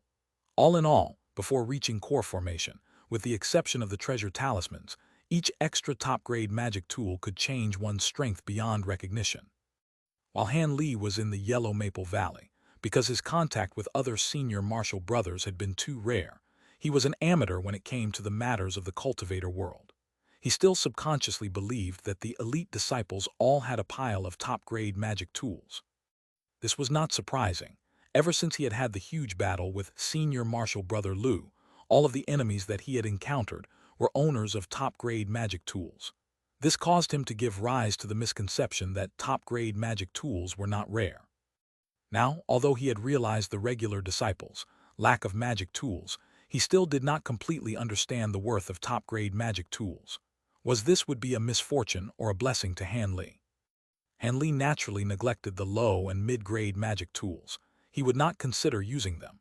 He then tried out each of the high-grade magic tools before selecting 3 of the strongest and most practical ones to use as backup magic tools.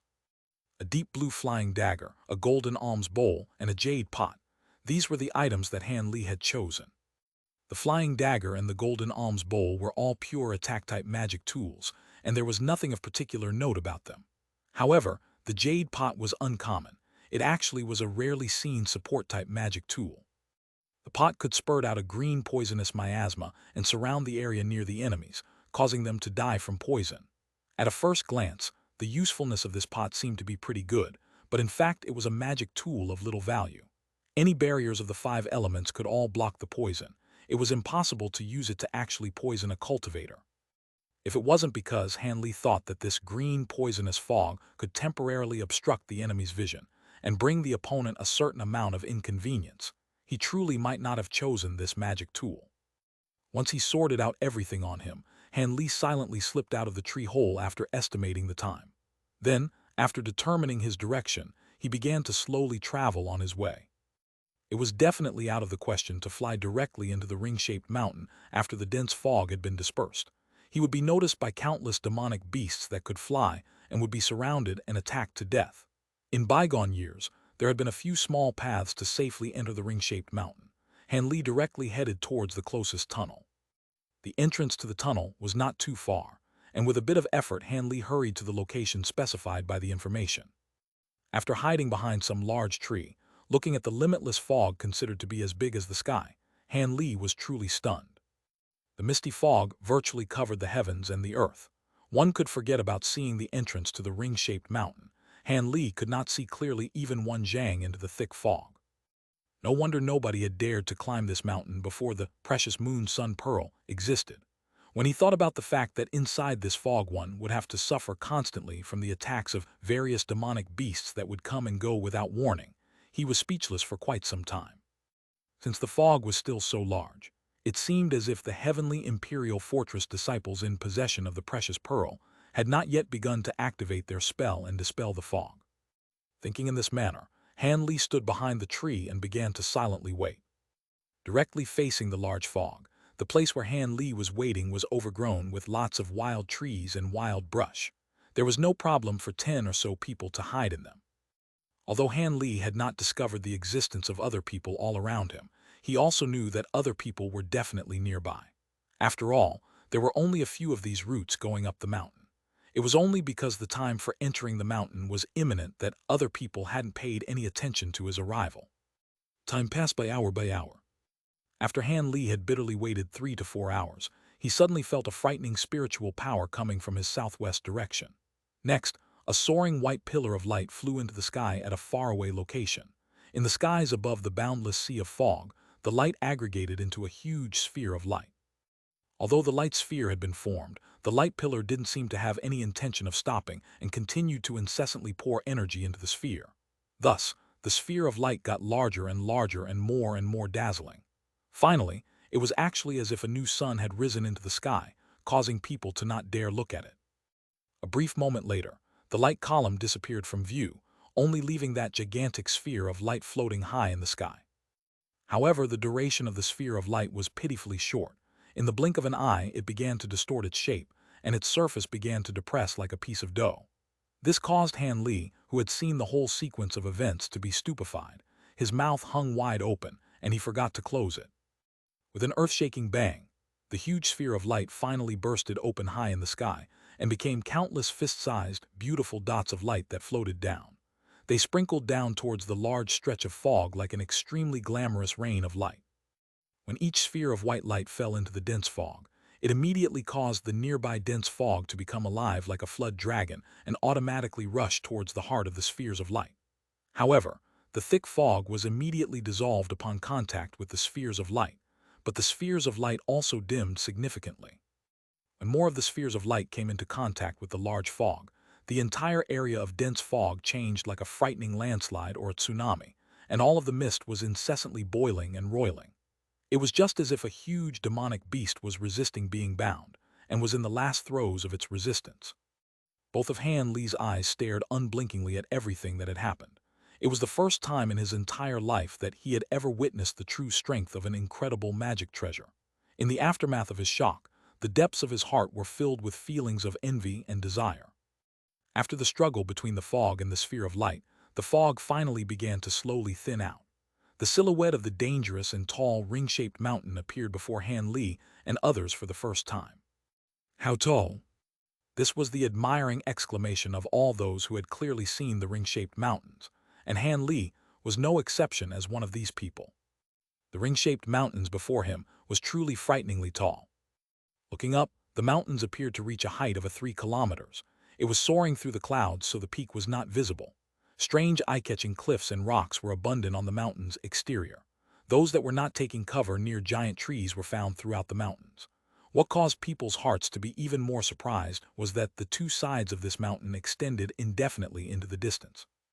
One did not know how long one would have to continue in order to figure out its extremities. However, the mountain ridge on this side of the mountains in front of Han Li and the others was incredibly flat, not nearly as steep as other directions. It seemed as if this was the road to take up the mountains. At this time, a few faint and low demonic beast howls could be heard coming from within the mountains. Their sound was mournful and sinister, causing people who heard to tremble with fear. Han Li was currently staring to the point of being dazed. With a whoosh, a yellow shadow shot out of the patch of underbrush on Han Li's side like an arrow. He leaped into the midst of the dark mountain and disappeared from view. This movement seemed to have triggered the nerves of the other hidden people. Immediately, several more people jumped out at the same time and rushed forwards together.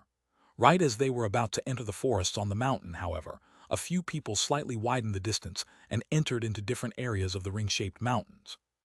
Han Li had not yet emerged. He planned to observe exactly what kind of people would choose the same route to enter the mountain as him. Chapter 196, Han Li's Plan.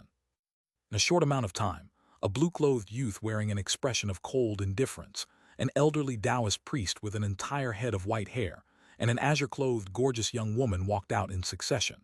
They all reached a tacit understanding and chose different locations to enter the mountainous forest. Han Li continued to wait for about another quarter of an hour. Seeing that no other people appeared, he performed a last-minute check on the items he had and, copying the people before him, chose a direction that nobody had yet walked into and silently dived in. What Han Li didn't know was that, not long after he entered, the ugly man Zhang Yue that he had seen just yesterday appeared in front of the tunnel. He gazed at the dark road to go up the mountain and coldly laughed a few times. He released 10 or so yellow dots that flew into the mountainous forest, then calmly followed after them.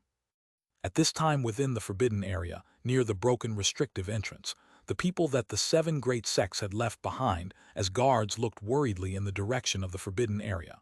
Han Li's martial ancestor Li was one of those people. However, it could not be known whether he was worried about the success of his own disciples, or if he was more worried about losing his bet. The mood of the other core formation Taoist priest from the Clear Void sect was not much better. Speaking of which, ever since that senior eccentric Qiang from the Masked Moon sect had forced his way into the bet, he no longer had any self-confidence in the bet that they had made beforehand. In an instant, it became apparent he was somewhat worried about his own gains and losses. This was not surprising. The blood of a flood dragon's inner core had been incredibly difficult to obtain. He had basically spent all of his family fortune to obtain it. If he lost it so easily to someone else, even if his attained mental state had been higher, perhaps he would be unable to sleep for a number of years in a row because of heartache. The Taoist priest stealthily sized up the only person in this group who had a composed expression, the young female leader Celestial Nai Chang from the Masked Moon sect. The sole female in the midst of these 7 great core formation experts had not revealed any trace of worry ever since the disciples from the 7 great sects had entered the forbidden area. The more the Taoist priest watched the woman's smiling appearance, the stronger his anxiety became. When he connected this to strange Senior Qiang's expression of having a card up his sleeve when making the bet, he felt the blood of the flood dragon's inner core seemingly fly away from his own pocket, and had already become the possession of another. As he thought this, the concerned expression on his face became even more strong. People who didn't know this would have truly mistakenly believed that he was deeply worried for the disciples from his sect inside the forbidden area. After some more time, the Taoist priest finally could not endure it any longer.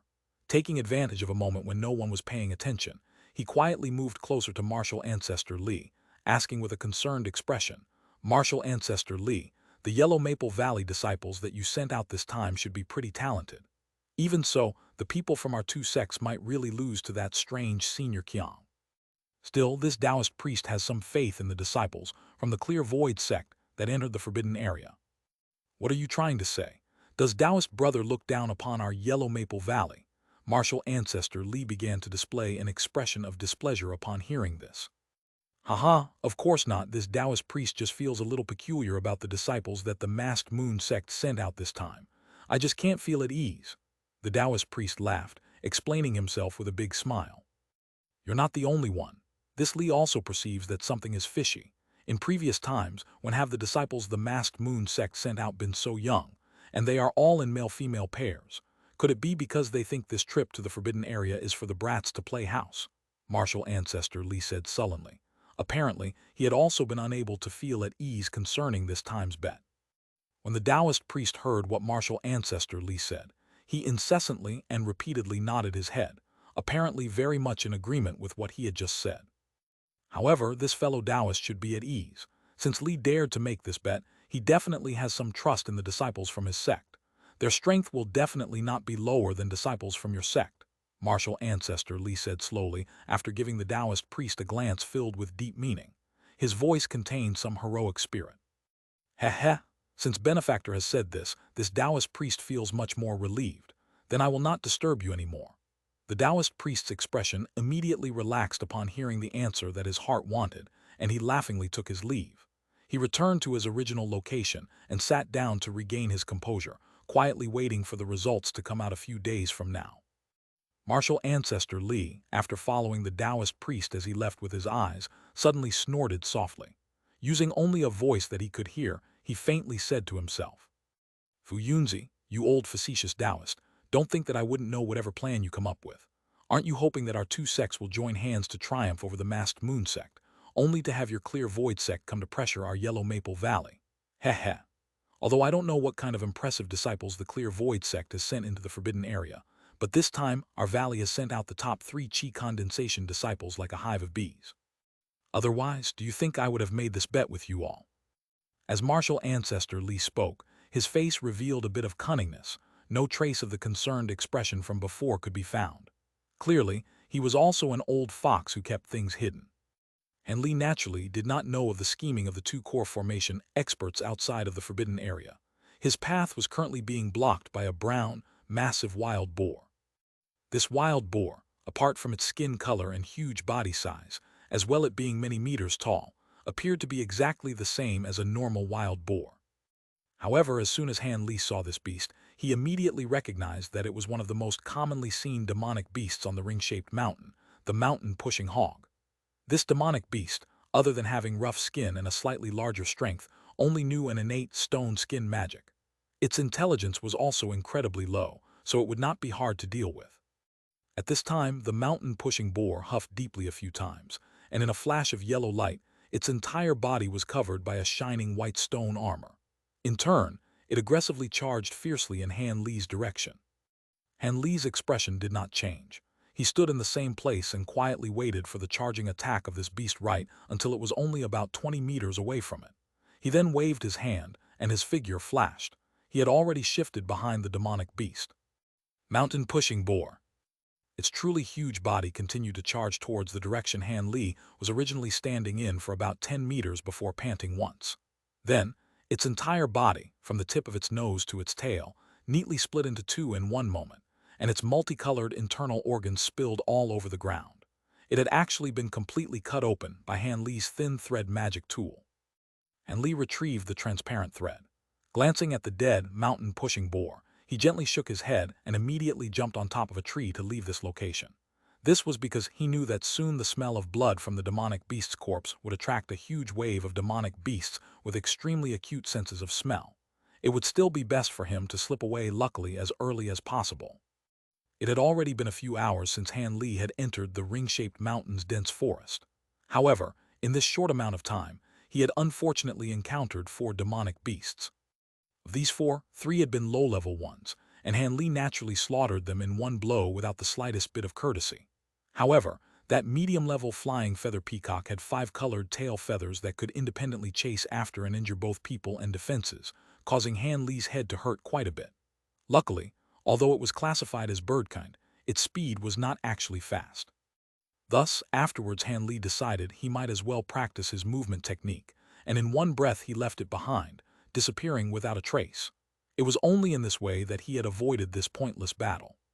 Today, Han Li incessantly sighed, as he leaped around from tree to tree as if he were flying. Now, he finally knew the extent to which the ring-shaped mountains were populated with demonic beasts. For the time being, he was still in the outer fringes. The majority of the demonic beasts he had met had been in the low level and were not too hard to deal with. But in another period of time, when he had entered into the deeper parts of the ring-shaped mountain, perhaps medium or high-level demonic beasts would appear in waves. At that time, other than fleeing in a panic, Han Li was truly unable to think of any other tactic for escaping. No wonder the amount of information on the hiding locations of these spiritual medicines was so little. Perhaps the disciples who had entered this mountain before had spent the greater half of their energy hiding from these demonic beasts, and the remaining time could only be used to search those 7 or 8 locations once. However, this was still not enough to guarantee a harvest every time one searched. It looks like my chances of gathering enough spiritual medicines is not too high, Han Li thought with melancholy. The direction Han Li was currently darting in was the concealed cave where the purple monkey flower grew. Based on the information, this location shouldn't have any large value. Because this cave had been harvested once only in the past 100 or more years, the only things inside should be some seedlings close to becoming ripe. There was no way to use them to concoct pills. A seedling. When Han Li thought of this, he couldn't help but lightly smile for a moment. What Han Li needed was this seedling that these bystanders would not touch. The reason why he dared to take the odd risk of entering the forbidden area, and why he was so sure that he could snatch food from the jaws of a tiger in the midst of all these experts, to obtain the spiritual medicines of heaven and earth. The main reason was that, from the start, he had set his sights on the yet-to-ripen seedlings. Only in this way could he avoid clashing with disciples from other sects as much as possible.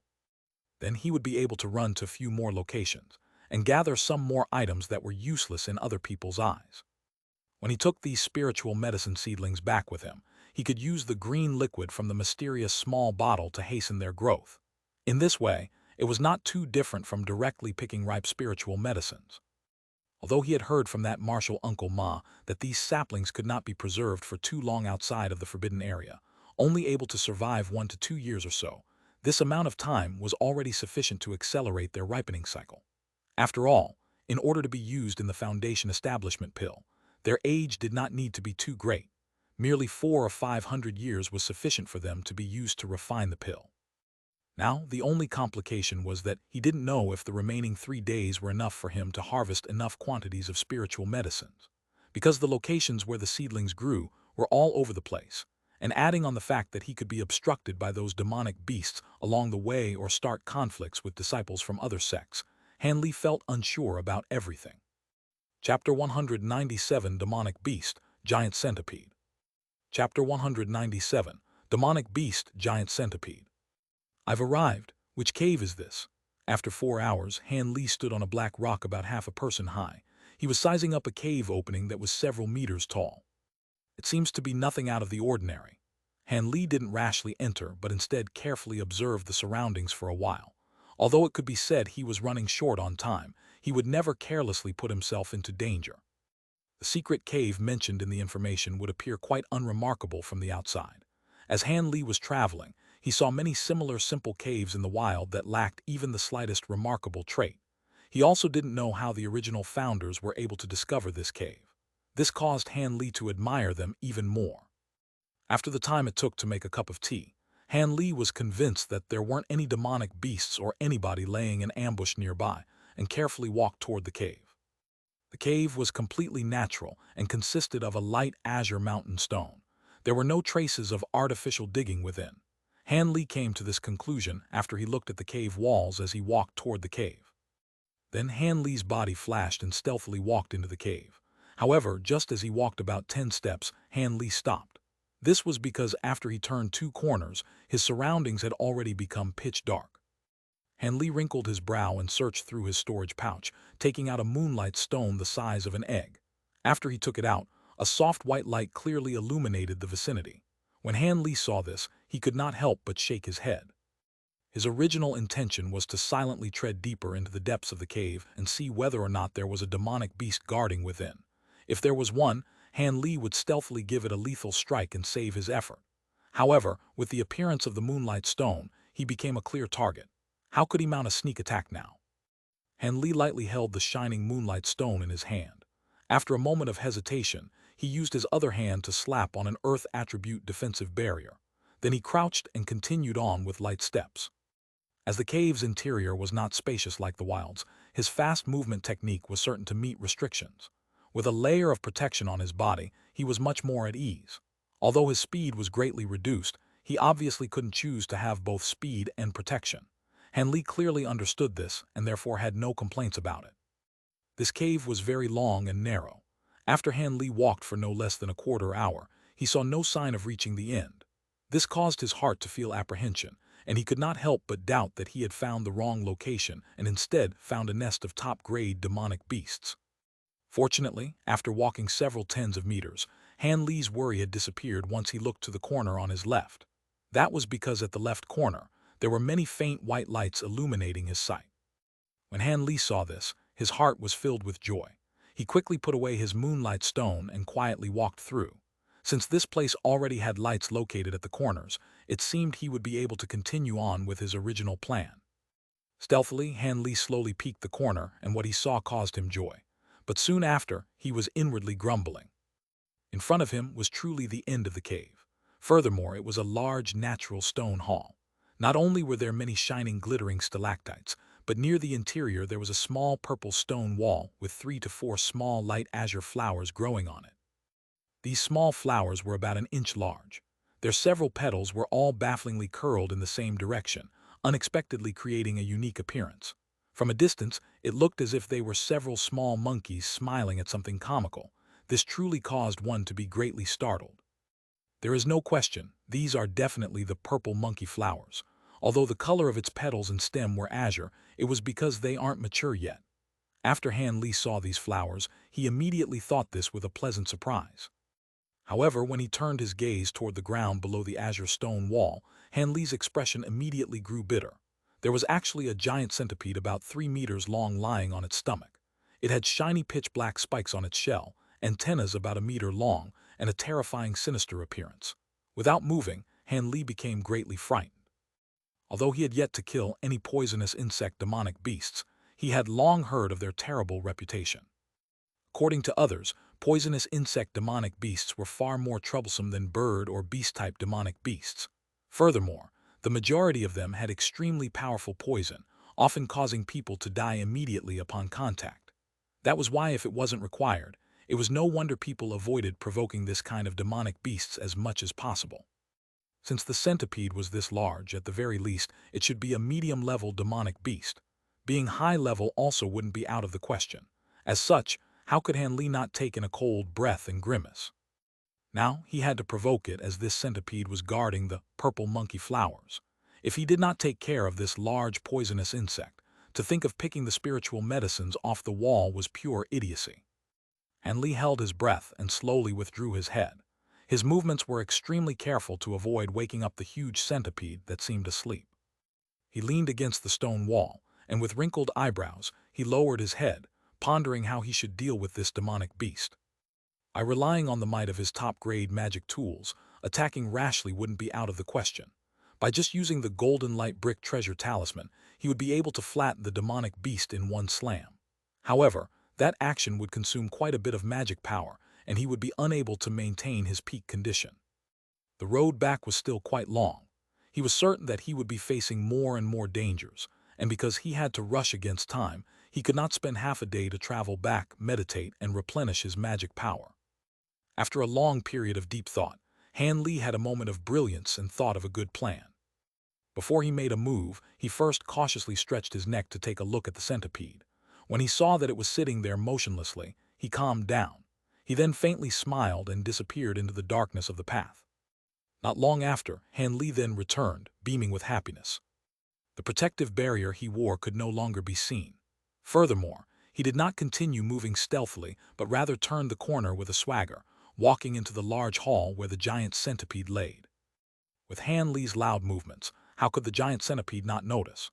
If it hadn't, a better name for it would have been stupid beast instead of demonic beast. When it saw Han Li, the several meter-long centipede immediately grew vigilant and raised its head. It continuously waved two coarse long antennas that released strange and extremely frightening hissing noises. When Han Li saw this, he did not say anything and merely raised his hand.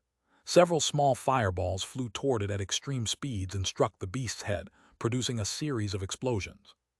After the blaze faded away, Han Li clearly saw the demonic beast's head remain a shiny, jet black after being struck by the fireballs, and it actually hadn't left the slightest mark, leaving Han Li speechless.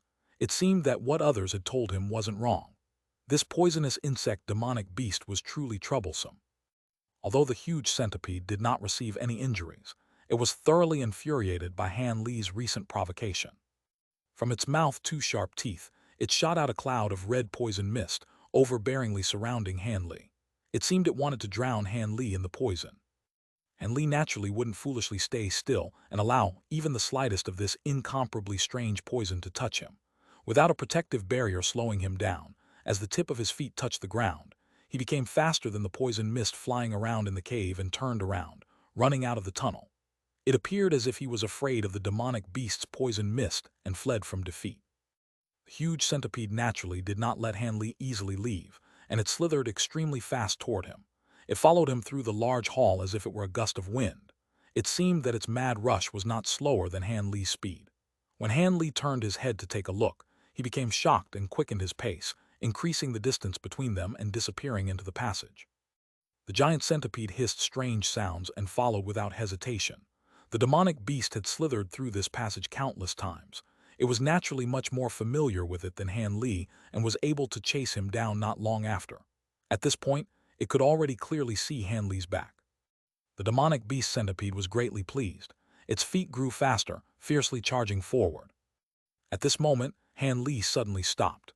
He actually turned his head around, looking at the demonic beast with a chuckle and no longer running any further. It seemed that he completely abandoned the idea of running. As such, in the blink of an eye, the giant centipede leaped toward Han Li, who was only about 10 meters away. Just as it was about to joyfully tear and ravage the small human before it with its fangs, it felt a fierce pain from its abdomen, causing it to stop. It immediately fell to the floor from the pain as black poisonous blood spurted forth from its body. Although it did not know when, the huge centipede had unexpectedly been cut by an extremely sharp blade at its weakest part, the abdomen. Without knowing, it was neatly cut open and actually received a large wound. With such a mortal wound, it was no wonder the centipede was suffering this much. Standing to the side, Han Li naturally wouldn't let go of this opportunity to beat it while it was down. He raised his hand and released a sphere of golden light, and a sparkling blue wind blade toward the centipede's two antennas. Chapter 198, Conflict. With a bang, the two high-grade magic tools merely made two small open cracks in the antennas before crisply being bounced aside, causing Han Li to be temporarily stunned. So hard, they could almost compare to the quality of a mid-grade magic tool. Han Li secretly cried out that he was lucky. If it wasn't for him using some small tactics, dealing with this huge centipede would really waste a lot of time. Han Li, seeing that the flying dagger and the golden alms bowl weren't very effective, easily retrieved them. Although this bug had already received a mortal wound, its vitality was too vigorous, and it continued to incessantly roll around. It seemed like it would not die in a short amount of time. Thus, he knitted his eyebrows and displayed his movement technique. With a burst of speed, he flashed over the demonic beast's head and showed no interest in whether the beast lived or died. Directly following the tunnel passageway, he returned to the stone room. Within the stone room, the few purple monkey flower seedlings were still waiting there safe and sound, causing Han Li's heart to be filled with joy. He took out a jade box about as large as a bundle of branches from his storage pouch and placed it on the ground before using his flying dagger to carefully cut out the entire small purple rock along with the purple monkey flower. Then, He leveled the flying dagger and used it to carry the rock back to his hand. It was placed inside of the jade box and sealed off carefully. When all of the spiritual medicines had been completely individually harvested by Han Li, it wasn't until they were all stored that he took a long, relaxed breath. His state of mind had greatly calmed down. He stretched lazily, then carelessly swept over the stone room again to confirm that he hadn't overlooked anything in this place before calmly walking out. When Han Li walked past the place where the giant centipede had received heavy damage, that demonic beast was already lying still on the ground. It was completely dead, and the huge pool of black, poisonous blood from its body caused this section of the cave to be pervaded by a strange smell that made people want to throw up. When Han Li smelled it, he felt somewhat dizzy and lightheaded. Han Li startled, knowing that this was the effect of the poisonous nature of the blood diffusing into the air, so he quickly consumed some pure spirit powder, causing the uncomfortable feeling to abate. He walked about 20 meters away from the corpse of the centipede and stopped. Then, he let out his flying dagger and wildly stabbed it 7 or 8 times. Seeing that it really had not moved at all, he finally relaxed and continued on his way. But having just walked a few steps, Han Li's figure bent at the waist and stooped down to pull out a short black knife. He used 2 fingers to gently wipe off the black mud around the knife's edge, and the short knife immediately shone with golden light. In fact, it was one of the children blades of the gold beetle swarm blades. It turned out that the reason Han Li was able to so easily cut into the demonic beast's abdomen was because, in the moment he had disappeared, he had stuck the 8 children blades of the gold beetle swarm blades, blade side up, into the ground of the cave in one breath. He lined them up along the tunnel and left the front half of the incomparably sharp blades on the floor. Because he was worried the golden blades would be too bright and would be discovered beforehand by the demonic beast, Han Li used some black silt to smother the blade's edge and turn it black, causing it to become the same color as the pitch-black cave. This way, it would be difficult for the demonic beast to discover it. Thus, after chasing Han Li to this section of the cave, its abdomen had been secretly sliced open by these golden blades stuck into the ground upside down, as the huge centipede was so close to the ground, and met its fate of being buried there. The poor poisonous bug, known as a high-level demonic beast, had yet to put to use its arsenal of extremely potent poisonous techniques, but just like that it had been carelessly and utterly plotted against by Han Li. This was truly an unjust way to die. Although Han Li had yet to know the centipede that he had killed was a high-grade demonic beast, he knew that even if this poisonous bug hadn't been one, it definitely would have been at least one of the medium-grade demonic beasts. Thus, he was extremely satisfied in his heart that he had been able to deal with this poisonous bug so easily. Now he took 7 or 8 steps in a row and bent over after every step. Finally, he had cleaned all of the golden blades and retrieved them. Then, he immediately raised his feet to leave the area when he inadvertently glanced at the corpse and hesitated for a moment before walking towards it. As soon as he walked in front of the huge centipede's corpse, Han Li impolitely used the gold blade in his hand and cut towards the head, back, and tail sections, piercing them once. In the end, he discovered that its back was the section that had the hardest shell. The gold blade's thrust could only penetrate half an inch deep. Only by continuing to apply force downwards could it slowly cut in. Seeing this, Han Li no longer hesitated. He immediately released all of the recently retrieved 8 gold beetle swarm blades and expended a great deal of effort to cut off the shell of the centipede's back portion. In no time, a few chunks of hard shell a few feet wide had been cut straight off and were carefully placed into his storage pouch. These were more than enough to block one attack from a top-quality magic tool and were good items that were hard to obtain.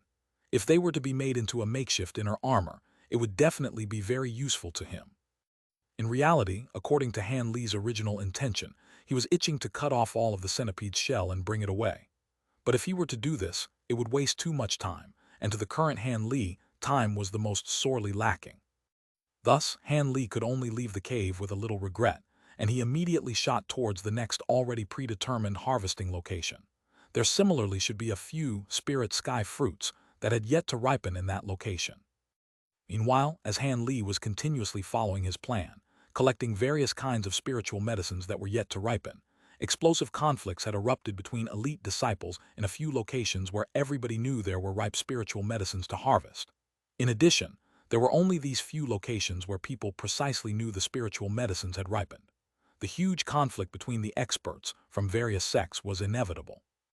Within a quiet valley southwest of Han Li, 3 people who were currently caught in a deadlock, each of them unwilling to back down over 2 purple monkey flowers, a plant that Han Li had just obtained. Only these 2 purple monkey flowers were not a pale azure color, but rather a glamorous purple, and they released a thick smell of rare perfume. In addition, in front of these 2 strange purple flowers was a strange deer growing fire-red antlers from its head. Its body had been split into 2 and lay in a pool of blood. Evidently, it died a long time ago. Not far from the corpse of the strange beast, there were 3 people standing in a triangle, each with different robes. However, none of them made a move, as if they were very afraid of the other 2. What exactly are the intentions of you 2? This flaming antler deer was killed by me, so the spiritual medicine should also belong to me. Finally, one person opened his mouth with an expression full of rage. The speaker was a roughly 20-year-old youth wearing a blue robe. His appearance was very handsome, and his figure was slender. One of his hands held an azure-colored flying cross, and the other held a yellow pearl. The 2 objects dazzled with spiritual light. With one glance, one could tell that they were exceptional magic tools. No wonder that person was able to kill that seemingly abnormal high-level demonic beasts on his own. Taoist brother, I didn't expect that we would meet again today. We both truly have a predestined fate. This time, the one who spoke was an ordinary elderly man wearing an azure robe and leaning on a walking stick. He seemingly appeared to be quite amiable, but he in fact did not even acknowledge the youth's inquiry, instead beginning to converse with the other middle-aged Taoist priest. Yes, I also had not thought that I would run into Master Li again today, said the Taoist priest with a calm expression. He carried a plain and long sword in its sheath, and similarly did not even glance at the youth. The youth from the heavenly imperial fortress flew into a rage. His own talent was not normal, his family background was highly regarded, and his figure was elegant and handsome.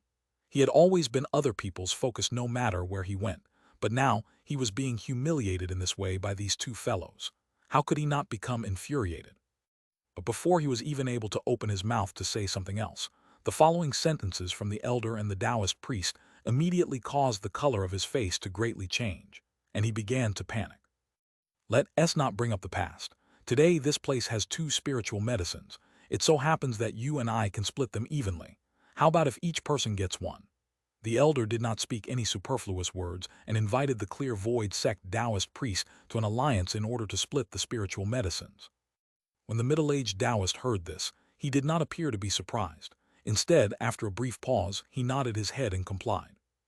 We might as well. Our strength is roughly even if we're to battle each other, 200 injuries would be the result. Let's do it this way. I have no objections. The youth had clearly heard the conversation of the 2 people in front of him. He was both frightened and angered in his heart. Although he knew his magic tools were extremely powerful, he instinctively felt that he would not be their opponent once they joined hands. However, if he were to just give up the spiritual medicines that he was just about to obtain like that, no matter what he said, he was still unwilling. After a few hurried spins in his brain, the youth suddenly quickly flashed backwards and shot directly towards the 2 spiritual medicines. He wanted to grab the spiritual medicines and immediately escape far away. You're courting death. The youth had just begun to move when the azure-robed elder's face fell and threw the walking stick in his hand.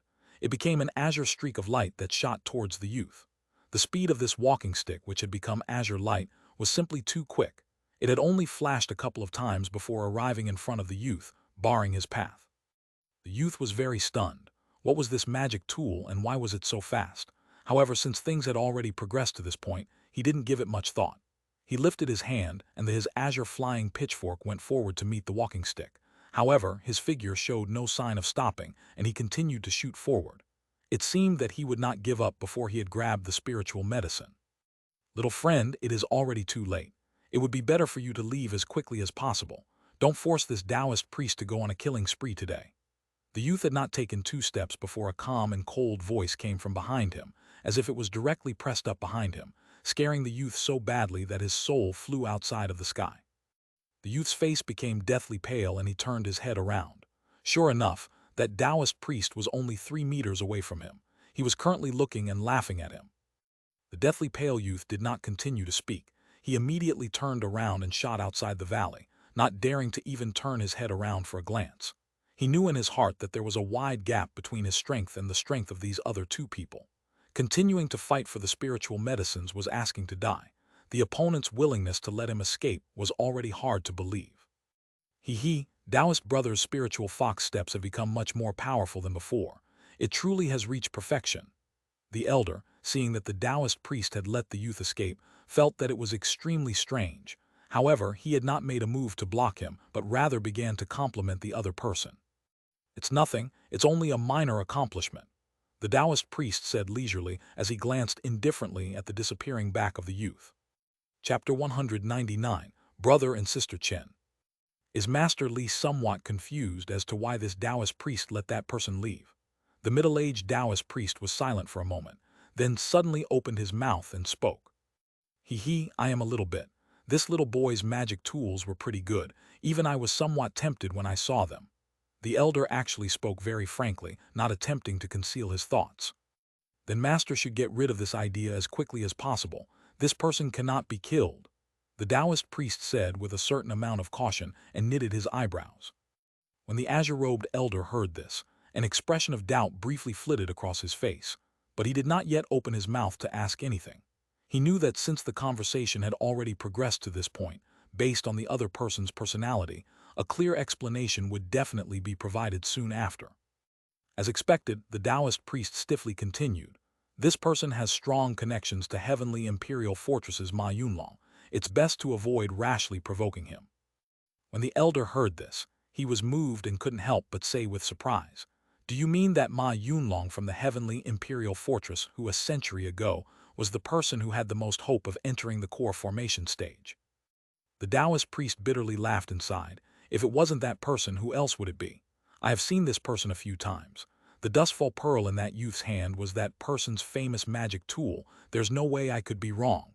Thus, this youth must be strongly related to Ma Yunlong. It's best if we don't touch this youth." "Yes, thanks for this Taoist friend's reminder. Otherwise, I would really have made a big mistake. Sai, we had better harvest these spiritual medicines as early as possible. We don't want any other unexpected guests," the elder immediately suggested, finally having recovered to his normal state from his earlier shock. The Taoist priest naturally cheerfully agreed. Then the two people cut off a purple monkey flower, one from each side, and then immediately parted ways. Similar scenes were playing out in the few other locations. However, their conflicts far less peaceful, instead creating incredibly intense sparks as they clashed. The side of a certain stone room on a mountain ridge on the ring-shaped mountain, 4 people from 2 different sects were battling while controlling many kinds of magic tools. Among these were a male and female, both wearing yellow attire. They were Yellow Maple Valley's disciples. The male of about 40 years had a scholarly appearance. He held a silver, shining, huge pen and a golden, brilliant book in the middle of his hand. With a wave of his hand, the silver marks in the sky full of golden light attacked the 2 opponents until their sweat stuck to their back and their faces had turned green. Although the pretty young woman also controlled a blue and yellow pair of flying swords, supporting off to the side, any discerning person could tell just from a glance that her strength was vastly weaker even when compared to that of the 2 opponents, not to mention when compared with her own partner. She was basically useless. Instead, her extremely powerful partner had to save her a couple of times. Their opponents, however, were not 2 people from the same sect. One of them wore a green mask of light and controlled a flying snake about as wide as a bowl and a swarm of huge wasps. The ugly male ferociously defending himself from the Yellow Maple Valley male's large-scale attack of gold light was actually Zhang Yue from Spirit Beast Mountain, who had exchanged information with Han Li. The other person was a pretty and gentle male youth completely clothed in azure. Most likely, he was a saber transformation doc disciple. The 2 red flying daggers fluttering in front of him shot light out in all directions. Just from one glance, one would know that they were not common magic tools. These magic tools, which were originally attack-type flying daggers, now became 2 curtains of light about as large as a wagon wheel in front of him, straining to block the silver marks like a sky full of stars against a sparkling silver talisman. "Stay your hand, stop fighting, the 2 of us surrender. The one surnamed Chen, consider yourself vicious. The spiritual grasses within the stone room belong to you." The saber transformation doc youth could no longer endure, and he finally opened his mouth to give in. When the ugly Zhang Yue to the side heard this, apart from having a slight expression of unwillingness, it did not actually prevent him from speaking. It could have been considered to be a taciturn understanding of the male youth's words. He returned the flying snake and swarm of wasps back to his side. Hang, how could we let you off so lightly and allow you to surrender as you wish? The weakest female from Yellow Maple Valley said somewhat unwillingly as she lifted up the long hair on her forehead. Earlier, she had been directly ignored, so she had to suppress a stomach full of restlessness. Thus, her tone became very malicious. What are you thinking? Do you still want to kill me? I'm afraid you may not have the skill to. When the saber transformation doc male heard this, he began to screech in aggravation, like he was a girl who had just received a great fright. Thus, the other three people couldn't help but get goosebumps. Of course we won't. My seventh little sister was only speaking out of anger. You two only need to worry about leaving. I will definitely not get in your way. The middle-aged Yellow Maple Valley male said, his eyebrows slightly wrinkled. He immediately glared at the female to prevent her from further speaking ill words, and then spoke to Zhang Yue and the others with a peaceful expression. He, Brother Chen really is worthy of being called the Chen clan's prince. Your bearing is much different than those of certain girls. Then we will take our leave. The saber transformation doc youth suddenly became peaceful again, and his voice had returned to that of a normal male, in an instant seeming like he was a graceful, handsome prince. The great contrast would cause people to be very flabbergasted. After saying this, the youth and Zhang Yue glanced again at that stone room, unwilling to part with it, then left that place with some heartache, disappearing without a trace behind the rocks of the mountain. Big brother, why didn't you kill those two people? All we needed was to exert some more effort, and we could have immediately wiped them out. After watching the two of them leave, the pretty female was finally unable to resist turning her head and asking the middle-aged male this. Seventh little sister, I've discovered that ever since that incident you have become somewhat extreme. You want to take other people's lives so easily, but do you know who these two people are? They both come from incredibly well-known and large families. Although they are still very far from our Yan, Chen, and other great clans, one cannot easily look down on them. It's best if we don't rashly start a feud. In addition, even if we really wanted to kill them, we would more than likely not succeed. You should know that although it seemed as if the power of the Golden Book and Silver Pen had pushed those two to an imminent crisis, in reality it was under the premise that they had no intention of running away. If we were really to try to kill them, they aren't idiots. They would obviously immediately flee. By that time, I would not be able to do anything to them even if my Golden Book and Silver Pen were stronger. I would only be suddenly inciting revenge upon my household. The Yellow Maple Valley middle-aged male first used a pampering tone to lightly rebuke the young woman, then explained in great detail the reason why he was unwilling to kill them. This caused that female to suddenly be enlightened. Oh right, seventh sister. That brat from the Lu clan, after plotting against you, has never revealed himself anywhere else. It seems as if he really was killed by the person who saved you. If it's really so, he can consider himself lucky. Otherwise, I would definitely make him feel as if death is better than living to let him know the fear of daring to scheme against our Chen clan. The person who saved you, however, is worth thinking over. I spent a lot of energy to investigate the disciples from our sect who had been missing for a few days, but in the end, I didn't actually discover anybody who could pose a threat to that brat from the Lu clan. You must know that, although that bastard's magic power is not worth mentioning, his Azure Flood Dragon Banner is really a pretty good top-grade magic weapon. Since they were able to save you from his grasp, that person must not be too weak. Could he be an outsider cultivator who just happened to pass by? The female's big brother suddenly switched to a tender and caring tone as he spoke to his seventh sister. It turned out that this seventh little sister was actually the junior martial sister Chen, who had become as cold as ice and frost. However, in front of this person who was her older brother, she had evidently recovered a bit of her inherent nature.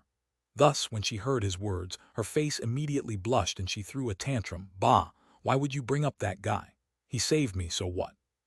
I was left all alone in that desolate area, but he actually took my foundation establishment pill and luckily escaped. Most likely, he is also not some good person. Junior martial sister Chen's tone was filled with injustice and hatred. In reality, what caused her to be so ashamed and indignant was not that, but rather it was because as soon as she thought of this person, she would recall that embarrassing night where her head was not clear and her entire body had felt hot and naked. And those two beasts had willfully caressed her entire body from head to toe with their callous hands, as well as the thick male smell from the other person's body, were even more engraved in her memory. However, because she was more than a little humiliated and angry, junior martial sister Chen tried her hardest not to think about that incident, instead suppressing them within the deepest corners of her heart. Today, hearing her own big brother bringing it up, she couldn't help but develop a headache, causing her face to alternate between red and white as she sank into contemplation. When junior martial sister Chen absent-mindedly regained consciousness, she discovered her own big brother staring at her with deep meaning, seemingly smiling without smiling. It was as if all of her secrets had been completely seen through by him. This caused her blushing to become even more apparent. Junior martial sister Chen, feeling incredibly bashful, simply stomped her tiny foot and said, "I'm going to go harvest the medicine." Watching the back of his most beloved younger sister, the middle-aged man couldn't help but smile lightly. He had already had a scheme in mind. Then he followed and walked after her. In a certain dense forest, a green-clothed young woman was furiously biting her lips, controlling a small white statue. She was currently embroiled in a difficult battle with a two-headed strange snake. It seemed as if for a period of time they were neck and neck.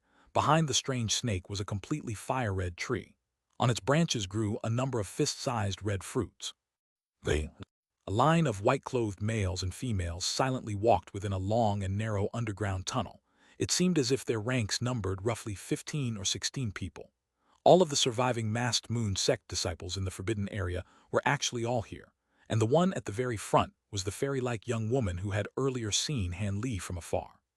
Chapter 200, Young Women.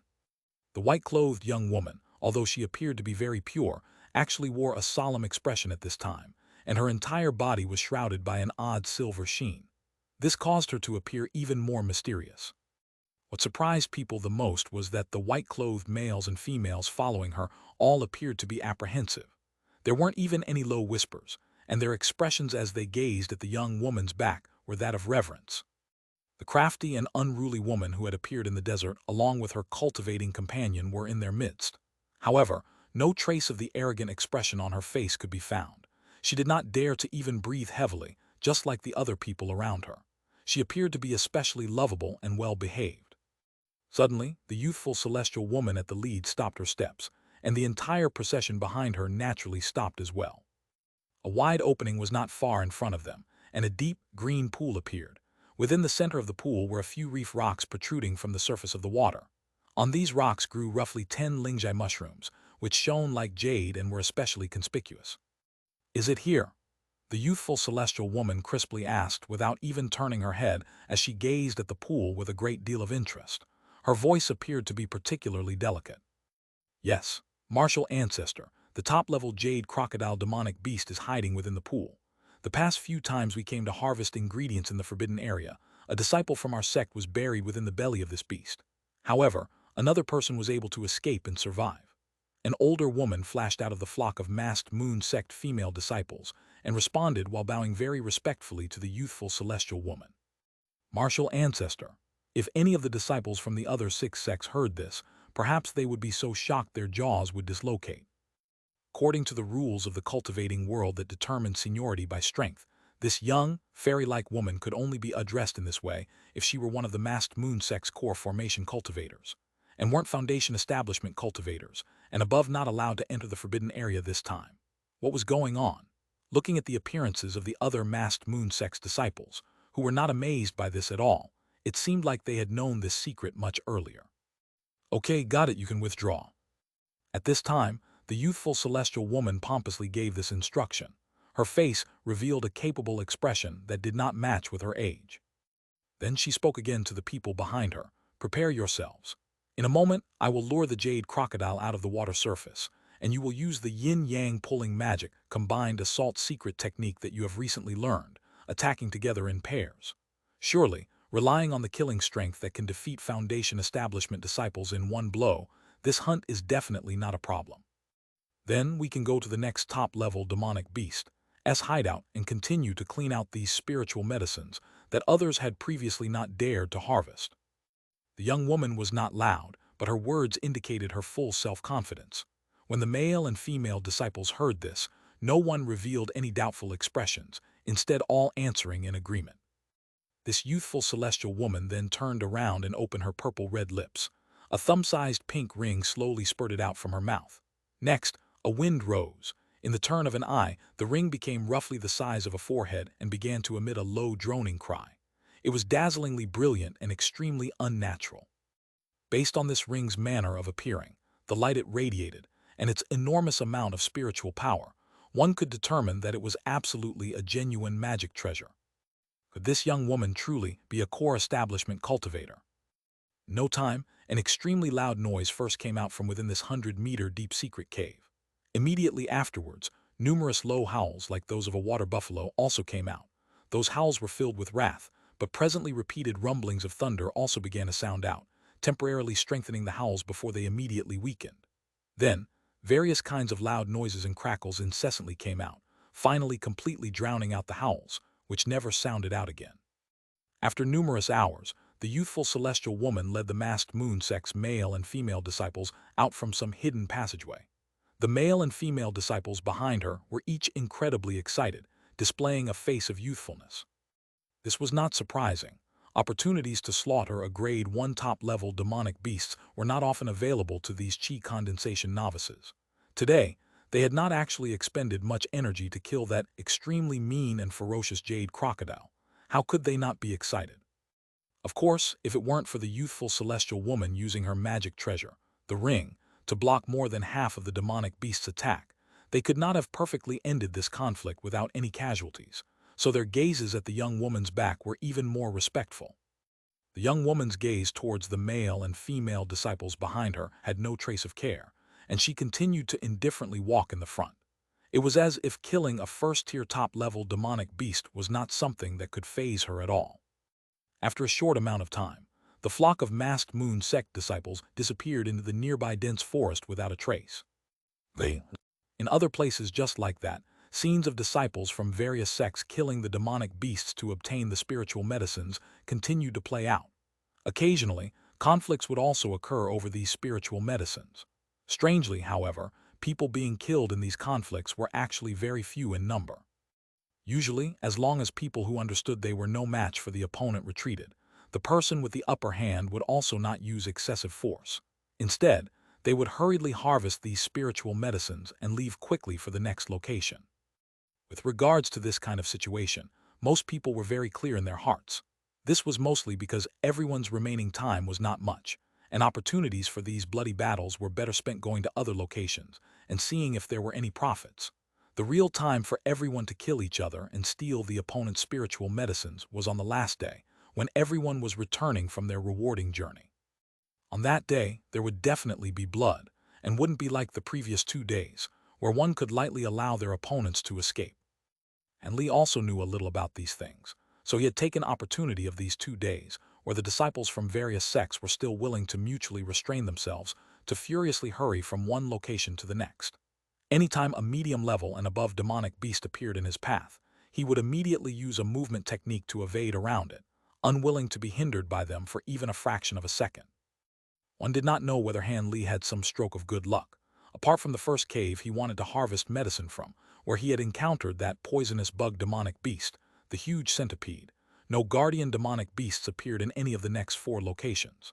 Thus, he easily harvested the spiritual medicines without expending even a tiny amount of excess energy, causing Han Li to be wild with joy.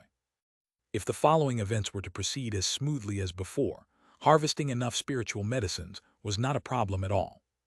At this time, the 3rd day in the forbidden area was almost over. Han Li was currently leaping from treetop to treetop at lightning speed without stopping. Along the way, he had encountered 2 low-level ape demonic beasts, who disintegrated with a couple waves of his hand, having been completely broken apart. Now, Han Li was rushing towards his last destination of the day, a small stone temple near the peak of the mountain. Reportedly, there was more than one type of spiritual medicine and strange herbs growing in that location.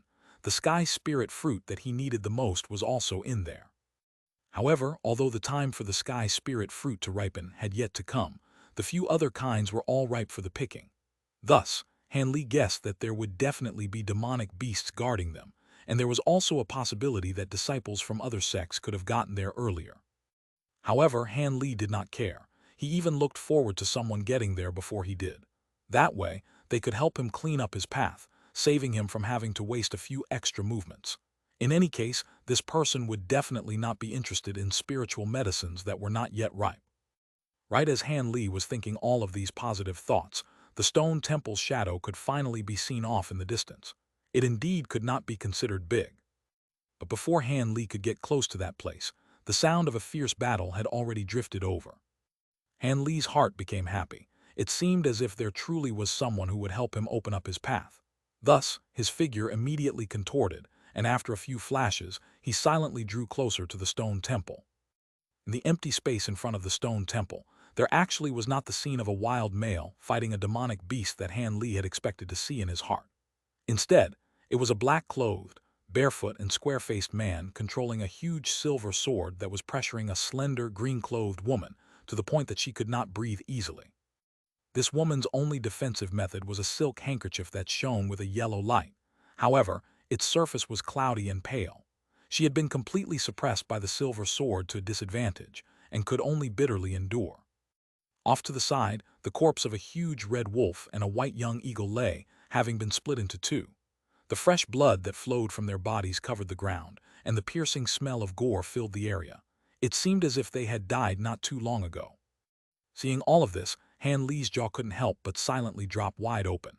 It was because those two's battle had shocked him, but rather because that green-clothed young woman was actually the easily embarrassed young woman who had sold him that golden sincerity brush. This caused Han Li to be completely astonished.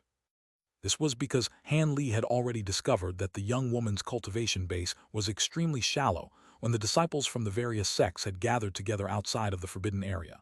It was merely at the 10th layer. Thus, he expected that this woman, after entering the forbidden area, had either already passed away long ago, or she should have been quietly hiding in some location. But today, he had seen her use a top-grade magic tool to fight to the death with a not-to-be-trifled-with disciple from the giant sword sect in the central area of the ring-shaped mountain. How could this not cause Han Li to feel incredibly shocked? "Little girl, it's not too late to quit and leave. You should know that I was always being lenient with you. But I trust that someone who doesn't want to kill a female doesn't necessarily mean they won't kill a female.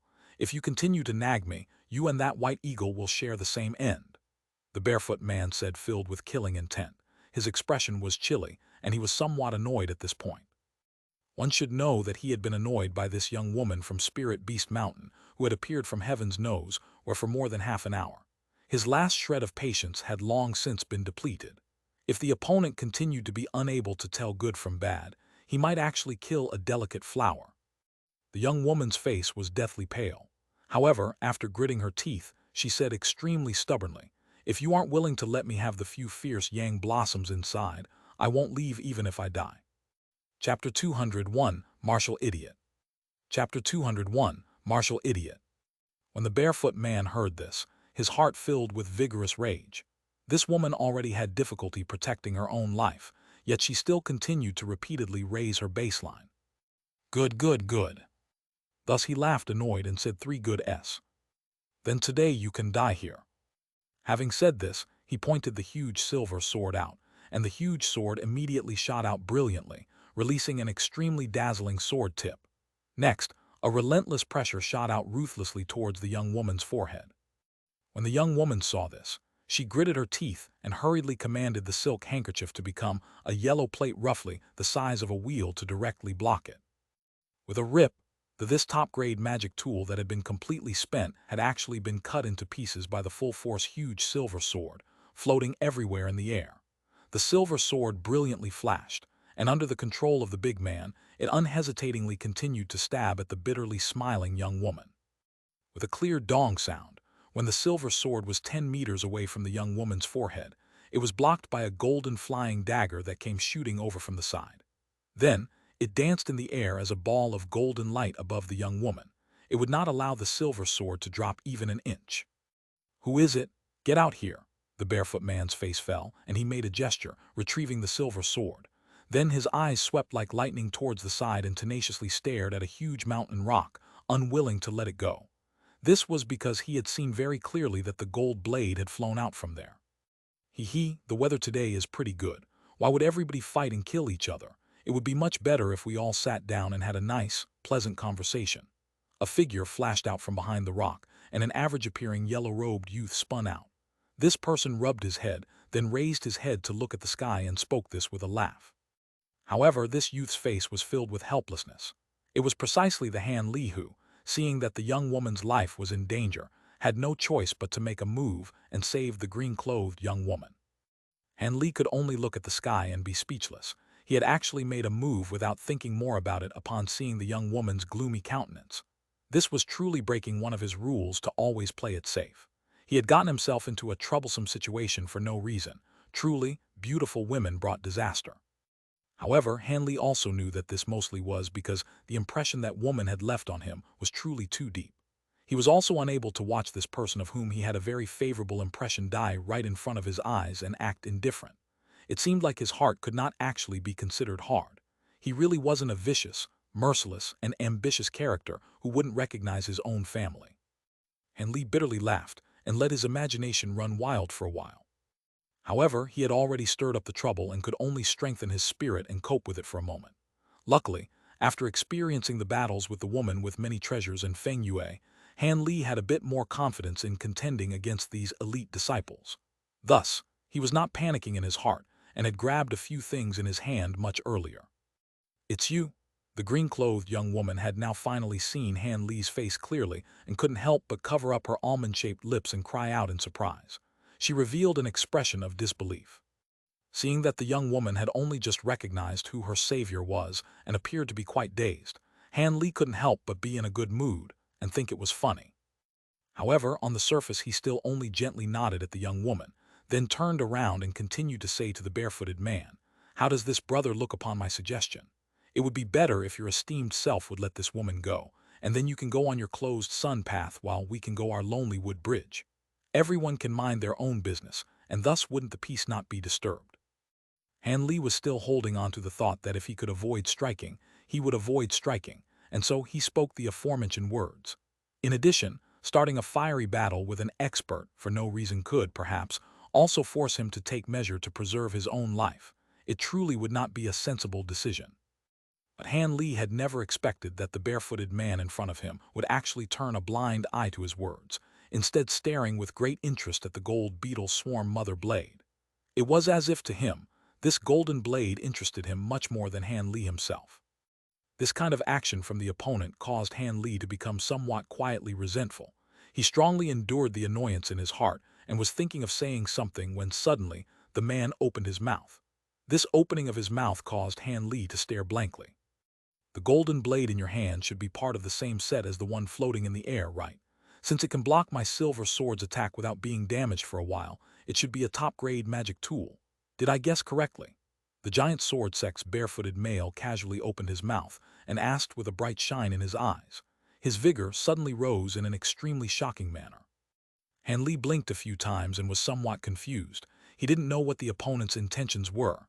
However, he still thoughtlessly spoke and replied, "You are correct, they really are a top-grade magic tool. Furthermore..." "Enough. Knowing this is enough. You can attack.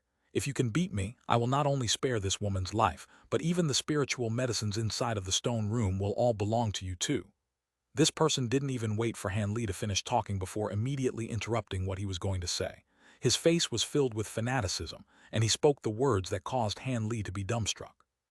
This person was actually a martial idiot in the world of cultivators. At this time, Han Li suddenly realized this point, and he suddenly felt full of gloom, unable to speak even a sentence. TL, martial idiot means someone who only lives to fight. On guard. The big man did not wait for Han Li to reply, and actually did not even release a barrier. Instead, immediately controlling the silver sword and turning from the young woman's direction towards Han Li, aggressively pouncing over. After knowing how things stood with the opponent, Han Li understood that saying anything else would be wasting his time. Thus, he immediately shook the mother blade in his hand, and the other 7 blades flew out from his storage pouch. They became 7 streaks of golden tips that flew forward to meet the opponent's huge, silver sword without any sign of weakness. However, Han Li did not actually pull out a defensive talisman to increase his own protective barrier. This was because, after seeing the silver sword break through the young woman's silk handkerchief, Han Li was very clear in his heart that this silver sword's strength was truly too shocking. Under one stab from it, regular barriers would break instantly, and the person would be killed, not even able to withstand one attack. Thus, it would be better to not add on defensive techniques. In this way, he could rely on his movement technique's unpredictability to deal with the opponent's strange attacks. As Han Li was contemplating this, apart from the gold blade guarding near the young woman, The other 7 blades had already become entangled with the huge silver sword. It was as if 7 golden snakes and a huge python were incessantly rolling around and tearing into one another. Both did not show any weaknesses.